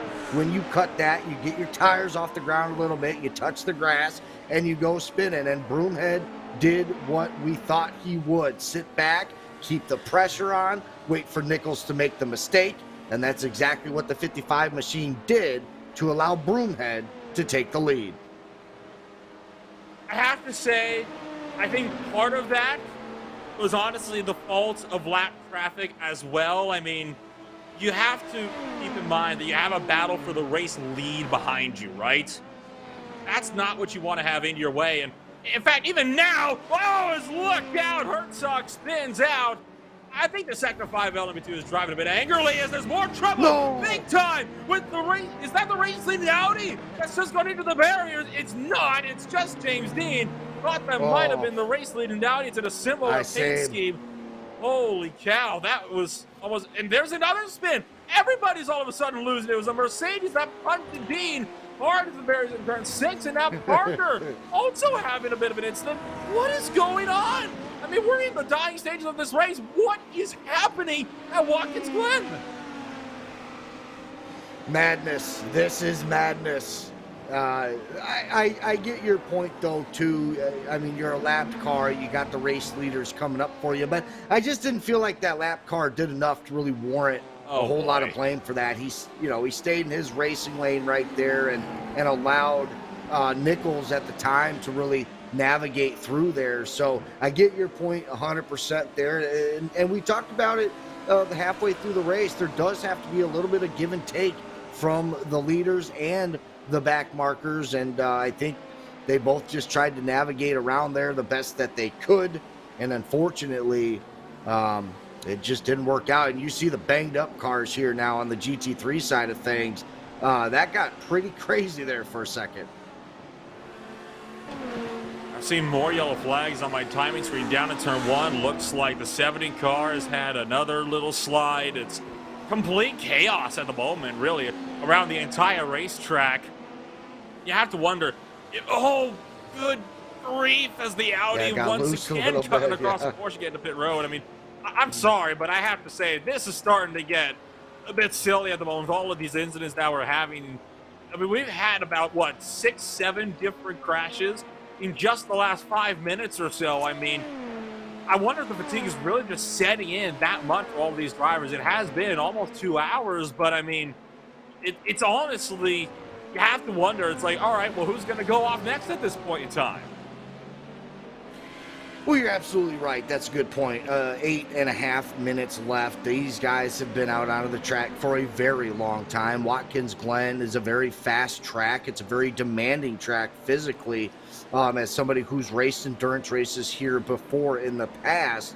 I think maybe that's what we're seeing a little bit is some fatigue coming across here. And even some of the LMP guys here, Nolan, are getting a little bit sideways, getting off track into the grass here a little bit. You saw a bit of a close call with 3 wide a couple of moments there, coming around back up onto the main portion of the racetrack, and that is because Robert Gregoire at the moment trying to close up the driver you're watching now into turn number 1, Robert Covey. That is the battle for 14th place. Now even further up the road and on the opposite end of the racetrack is Jason McSparron going really wide through turn 6. A bit generous there, I'd imagine, with the curbs. Really just wanted to break up the suspension of the number 10 car on the curbs, I'd imagine, there, as he is still throwing his way around and trying to keep Timothy Klaus at bay, who is about a half a second or so behind in the LMP2 field. And that is, by the way, for the final spot inside the top 10. Yeah, that's correct, Gamillion. Making his way up to 9th. We got a Lamborghini who spun around there. I think some contact being made, but other than that, looks like maybe the Porsche. Oh, that's such a tough spot. Nolan right out of the bus stop, and behind them, we got cars piling up in the corner. We got cars upside down. What is going on? Doug like Buchanan. I said, this is getting a bit ridiculous. Doug Buchanan is the next driver to go up and over, and it was a lap car, or an LMP2 car who clearly doesn't know what a yellow flag means. That sent a bunch of us into the wall. We need to get a replay of that if we can, actually. The number 24 car sent not just the Ferrari upside down, but one of the other prototypes of Bernie Ludwig is another prototype is into the barriers. All right, somebody's got to get in here and stop this. I mean, this is getting absolutely insane. I mean, drivers going up left, right, and center. It's not a demo derby, guys. It's a motor race. I mean, come on. You sometimes have to have a bit of situational awareness, and it seems like as drivers start to get more and more tired as this race goes along, that is really starting to dig into these drivers big time. I mean, the battle for 11, you can see he's still picking on up, and it's about to get physical here between McSparron as he looks back on the inside through the inner loop and down to the turn number 6 into the chute, catching up to the GT3 race leader as well. Where do you go? You're Timothy Klaus. And now, it's contact! And once again, treating these cars like they're cars at a demolition derby as McSparron's trying to fight back against Timothy Klaus. Contact once, but the GT3 race leader holding both drivers up. And now, finally, McSparron gets through, and Klaus going to hold 11 for the time being. I'm at a loss for words on what I'm witnessing right now. Well, great calls, by the way. That's Nolan Rempel there, the colleague up here in the LSRTV booth. But let me tell you something. That was phenomenal by McSparron to have the patience. Look, he made some contact there with Klaus, and it looked like Klaus was going to walk out of there with that position. But McSparron actually used the GT3 car as a pick on the very next corner and was able to make the pass cleanly. So a great call, a great pass into what is turning out to be a wild, wicked finish here with the Major Series. And all of this while race leader Michael Broomhead has lapped of 5th place in your LMP2 field. Absolutely legendary scenes in the moment from Michael Broomhead to put that car up in the race lead as far up as it has been. 31 second gap now over Murphy Nichols. this is at a point where Broomhead is virtually unstoppable, right? Under 5 minutes to go. The only way that this race is lost by Broomhead is if he has a monumental accident. Oh, and he might get it here as he gets held up by lap traffic, and that's the GT3 class leader. And remember earlier how you were actually saying, Brandon, how GT3 traffic has got to be predictable. You cannot be weaving around when they're trying to pass you. That is a key example of why you have to be predictable.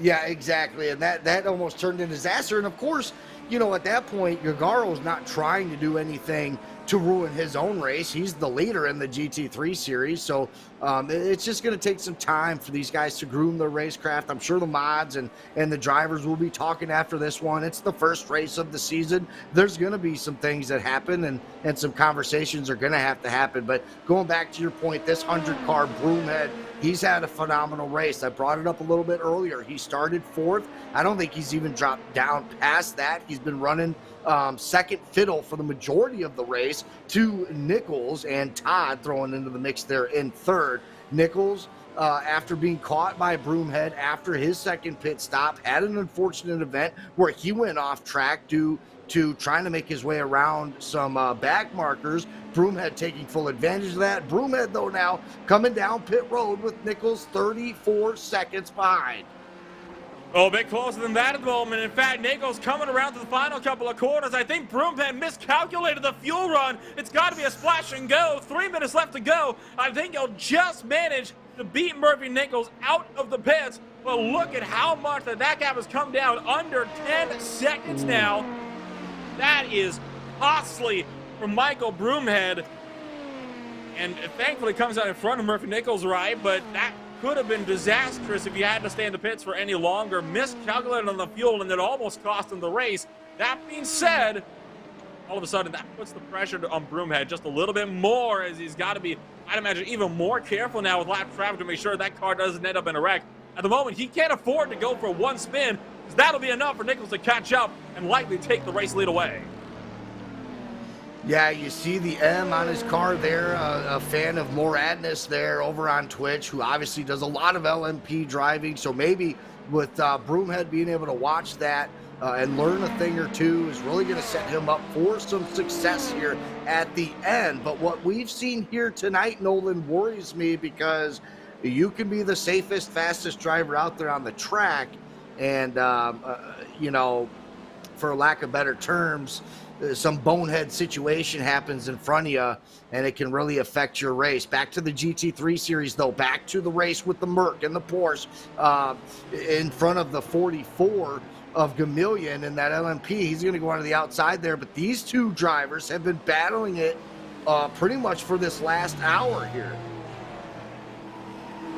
And now, final lap has begun with time expiring this next lap for Michael Broomhead. So this is going to be the last chance for a lot of drivers in this field to wrap up these battles. If you're going to make that move in your own little fight, you have got to make it now, because you, my friend, are out of time. A lot of battles are only in the GT3 field. The biggest of those is for 35th and 36th overall, as well as for 2nd and 3rd place, actually. And it's a swap for 2nd place. Spencer Todd gets past Murphy Nichols, who got held up by Brett Trotzen in the Mercedes-AMG GT3. So Spencer Todd now goes up into 2nd place, looking to make it an elite 1-2 finish here in the LMP2 category. And that of all teams is looking like it is going to be the 1-2 finishers here on 1st and 2nd place in the LMP2 category. That would be monumental, considering how much they had to struggle in order to get that spot for them. You're currently watching at the moment as Broomhead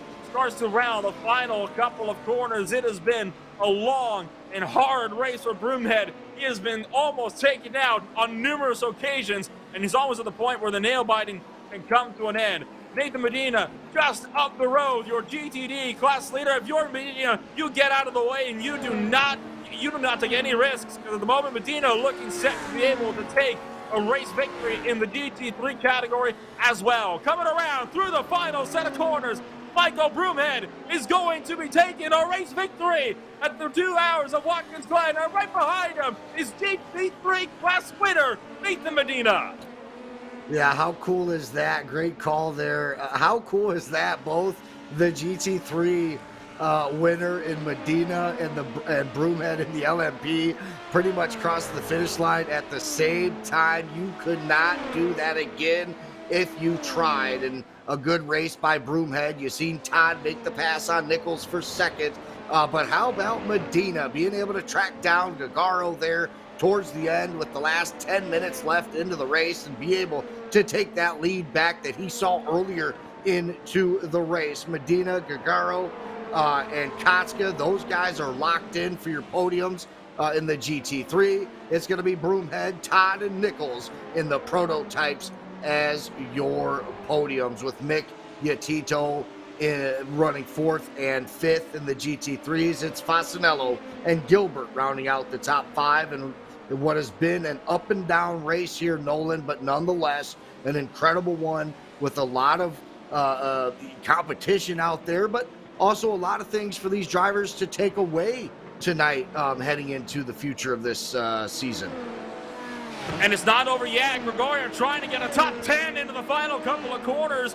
Trying to get around Timothy Klaus, who just stole 10th away on a final lap. A lunge from Gregorio through the final corner. It's not going to matter, though, and Timothy Klaus holds on for a P10 finish. Not a bad result at all the way throughout the field. What an exhausting race. And now you see another little battle that was a bit further back. I believe the Mercedes beating out the Porsche in the closing stages. What an absolute roller coaster of a race.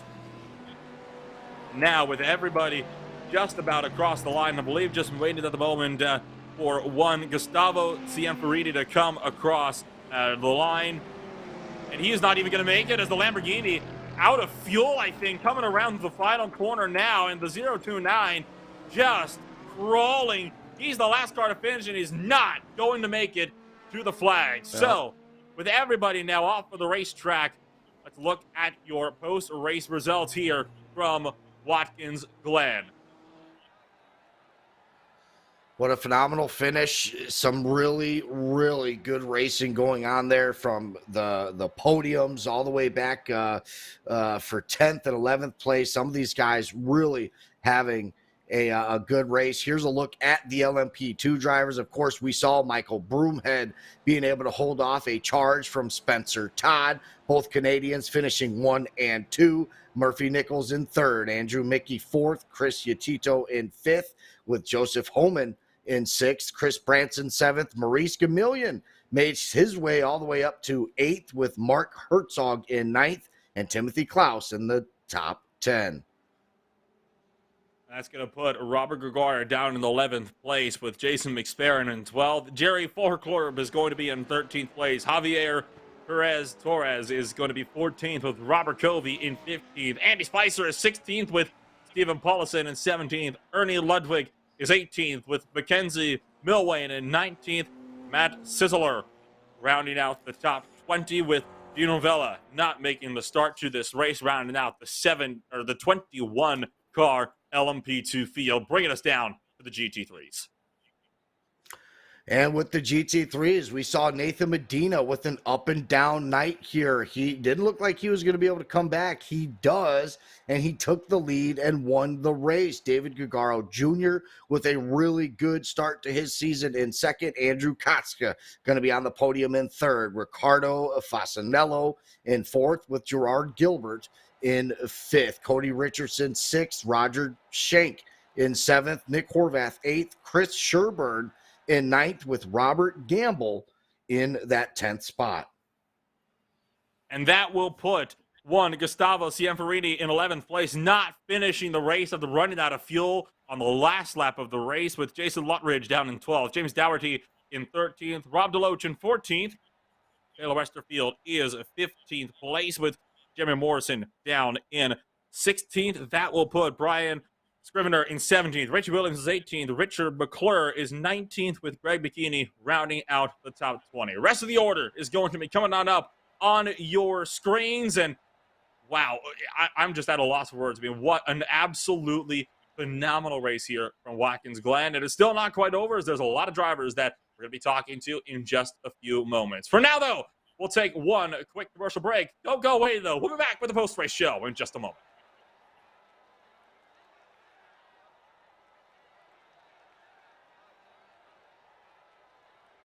An automobile purchase shouldn't be hard. The hardest part for the consumer in the whole process should be selecting the vehicle. We have the online credit application. We can bring the car to you to see it, to test drive it, to deliver it. We have all the tools in place, and we've had them in place for a long time. I just think now we've perfected it. It's become part of our culture. We've, kind of taken it to the next level. It is easy, and it should be easy, and it should be fun, and it shouldn't take a whole lot of time. Hey, it's Wesley Outland on the set of the Bull Ring on Speed 51 TV, but I also want to remind everybody that you can keep up with coverage of esports with the Northwest Cup and Truck Series, the American iRacing League, S&B Cup Series, and so much more on your home for sim racing, LSRTV. Of course, remember, you can watch it, and then you can listen to it on CRN, the Community Radio Network, at wearecrn.com. Check us out when you can. This is our series. So many different pieces that you have to watch out for. Where the stakes are always higher. $300,000. Where virtual meets reality. How bad do you want it? They're wasting no time getting at it. Where the best thrive and the flawless win. This is the eNASCAR Coca-Cola iRacing Series.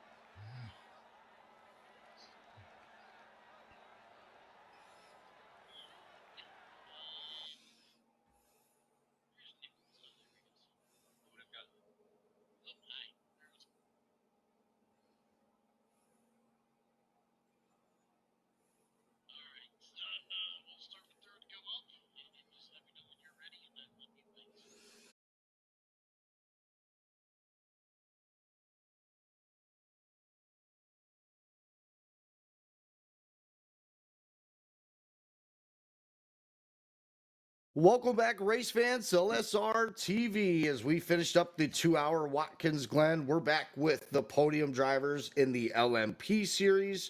Starting off with Murphy Nichols. Murphy, you got a copy? Yep, I'm here. Hey, so overall good finish for you, right? You get the podium, finishing third, first race of the season. Talk to us a little bit, though, about how rough it was out there trying to navigate through some of that GT3 traffic. It was definitely rough, especially at the start when they were all bunched up together. And on one hand, it's kind of nice because they're all going to go one area, so you can pass 3 or 4 of them. But at the same time, because they're all clumped up together, they'll all be on the racing line. So in some corners, it's hard to make a pass without really giving up some lap time, which that was definitely affecting me at the start. And then just as the race went on, when they spread out a little more, it was a bit easier. For the most part, it was good.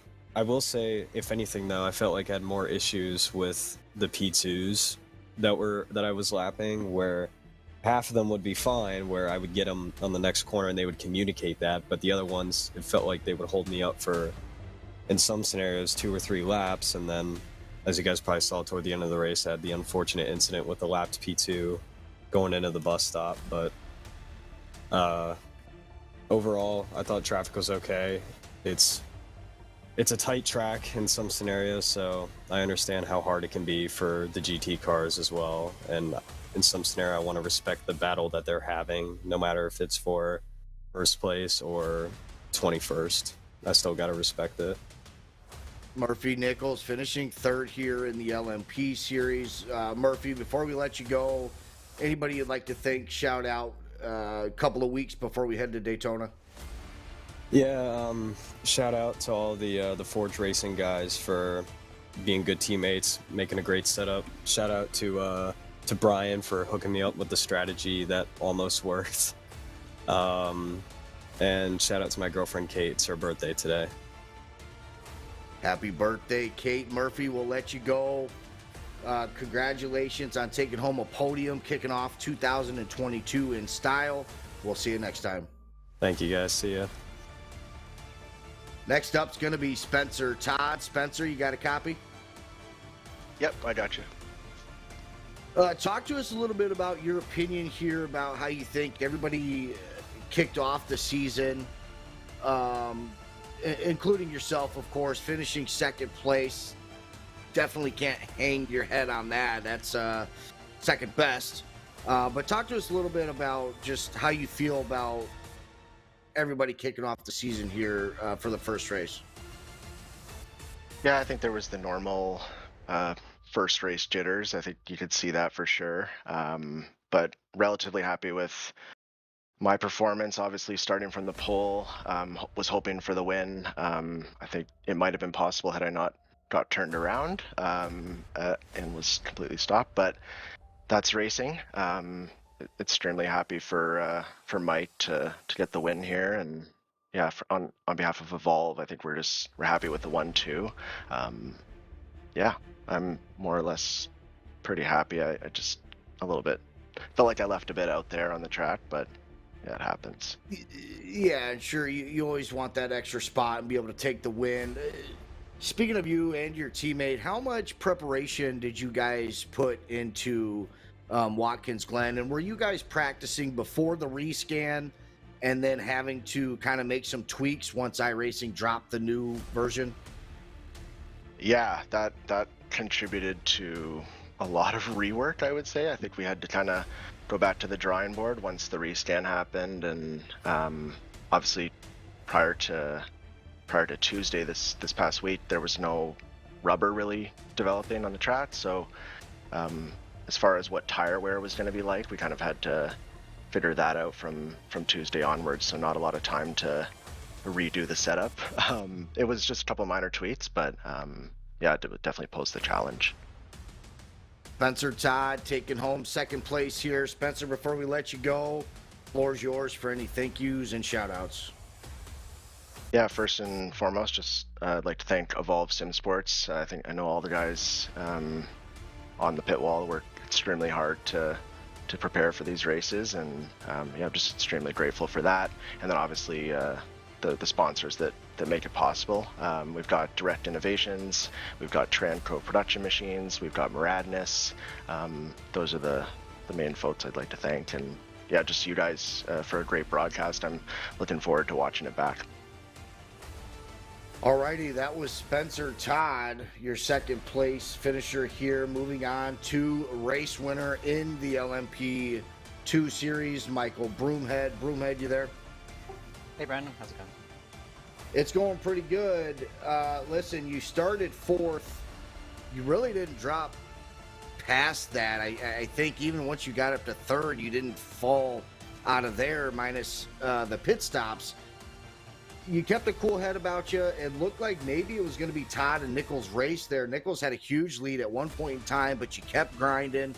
Nichols obviously got into it with one of the back markers there through the bus stop, which allowed you to take that final pass, which allows you to win the race here. Talk to us a little bit how you were so consistent at Watkins Glen, and then, of course, how it feels to win the first race of the season. Yeah, I got very lucky in that race. My entire race, I thought that Spencer and Nichols, they had a bit of pace on me. Obviously, Nichols just took off and disappeared. And at that point, I decided that it was going to be a fuel save and tire conservation race. And I just kept trying to put in consistent laps, not stressing anything too much, just lifting off, coasting in, try to save as much as I could.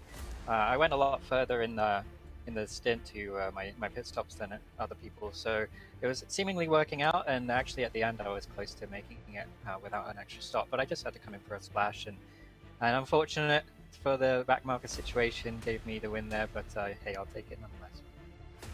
Hey, you gotta take them as they come. An unfortunate event, of course, but a win is a win.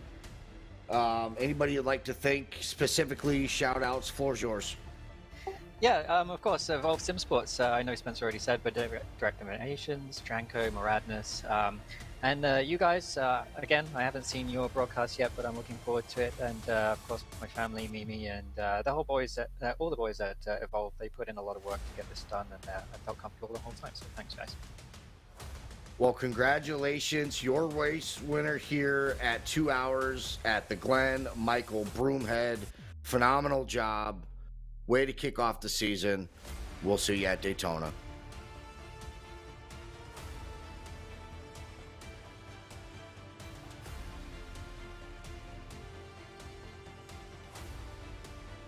Next up, we're going to be going over to the GT3 series.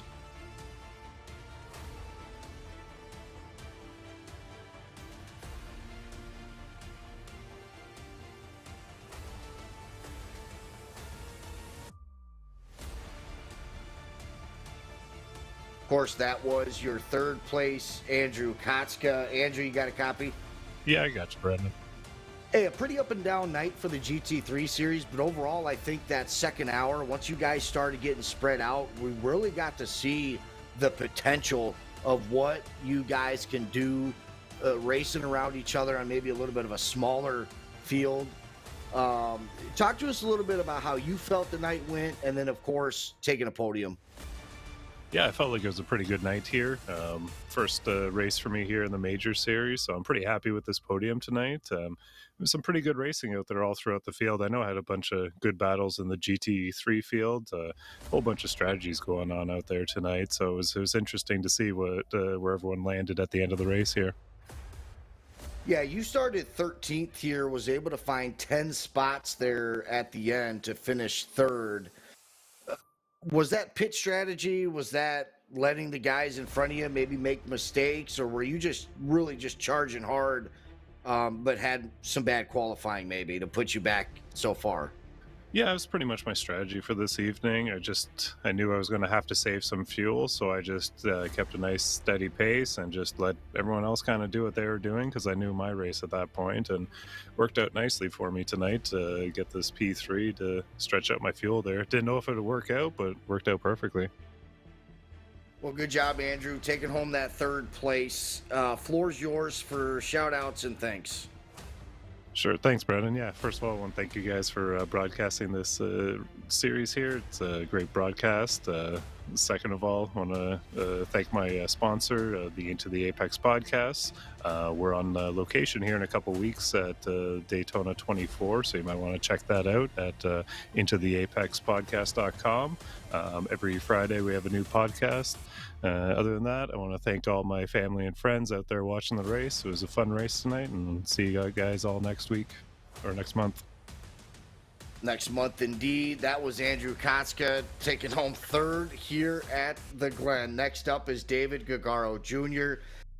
David, you and Medina swapped back for the lead a handful of times here tonight, but it did seem like Medina would charge and it was his race to lose. Did you feel that way, or did you feel like it was your race to lose and you just kind of let it slip away at the end? I mean, I feel like we went into this race pretty much knowing that May had a little bit more pace than I did here, especially over a long run. So we kind of just went into this race knowing that, we were going to be quick. We were going to try to run as consistent as possible.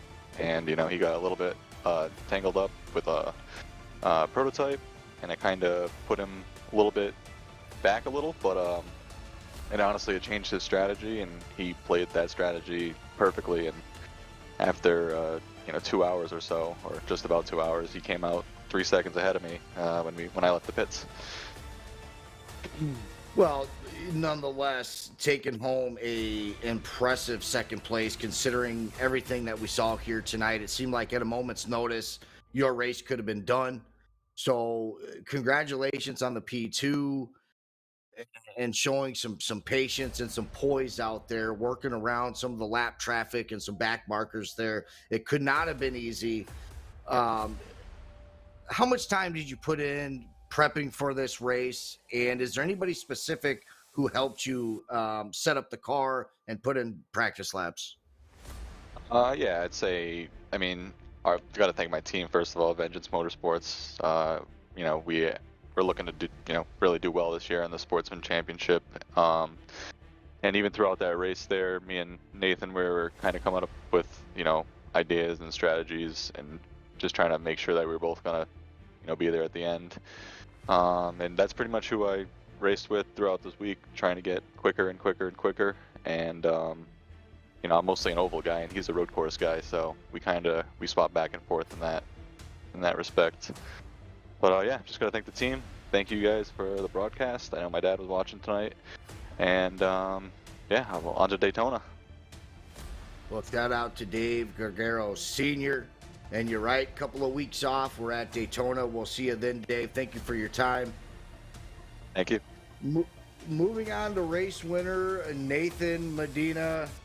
Nate, talk to us a little bit. Were you scared there for a little while when you got into that trouble with the LMP early on? You had to come down pit road, use a fast repair within that first hour, meaning you really couldn't make any big mistakes after that, and you really couldn't afford to get into anybody else's mess. You really had to hunker down for about an hour and a half. Talk to us a little bit how you navigated that and continued to find the pace to get back up front and win this race. Yeah, so me and Dave knowing going into this race that the biggest issue here and our biggest challenge was going to be managing traffic, managing GT field once we started coming around the field and catching back markers, and then managing the LMPs because, you know, they got their own race and some of them are more patient than others. So that we knew that was the biggest race, and that was also my downfall. I was too worried about mirror driving coming into the bus stop at one point, and I missed my brake mark, and then I turned in a little late and upset the car and ended up hitting the wall. However, luckily it was drivable, and I got to the pits. Dave got a few seconds ahead of me and had to use the fast repair, but on the fly I had to kind of do the math of what the fuel would be at the end after the second stop and treat that as my second short stop. Throw like a splash in there, what I would need at the end, and then run that until I pit and then actually get a full tank, and the full tank would actually go to the end. And it was on the fly math, so it was pretty tough. I don't use like crew chief for anything, so it was kind of, I had it like straightaways were like the only times I could actually do the math and calculate the fuel. But yeah, that was our biggest issue, and our biggest challenge was traffic. And Dave at the end, I know he started getting some LMPs involved in some contact, so that started slowing him up. And as I was coming on the final few minutes, I knew that the time of him coming in the pits and where he was on the track and where I was on the track, that I was going to come out in front. If he didn't get involved in those LMPs when there was about 15 minutes left, he would have finished maybe a couple seconds ahead of me, but he lost about 7 seconds or so on that, and yeah, it's just unfortunate. Nathan, congratulations on winning here 2 hours at the Glen, kicking off the season here in 2022. We'll pick it back up at Daytona in a couple of weeks. Before we let you go, the floor is yours for shout-outs. Give a shout-out to our team. We put a lot of time, a lot of practice into this race. I want to give a big shout-out to Jimmy Dean. He is a big oval guy. He stepped out of his element. Was teaching him how to ride the GT3s. He's not used to cars with this much downforce and this much grip. And for his first qual ever, he actually got into the top split. So I'm actually like pretty pumped in the potential that he has to bring to Vengeance this year. So those are my shout outs, and I can't wait for Daytona next month.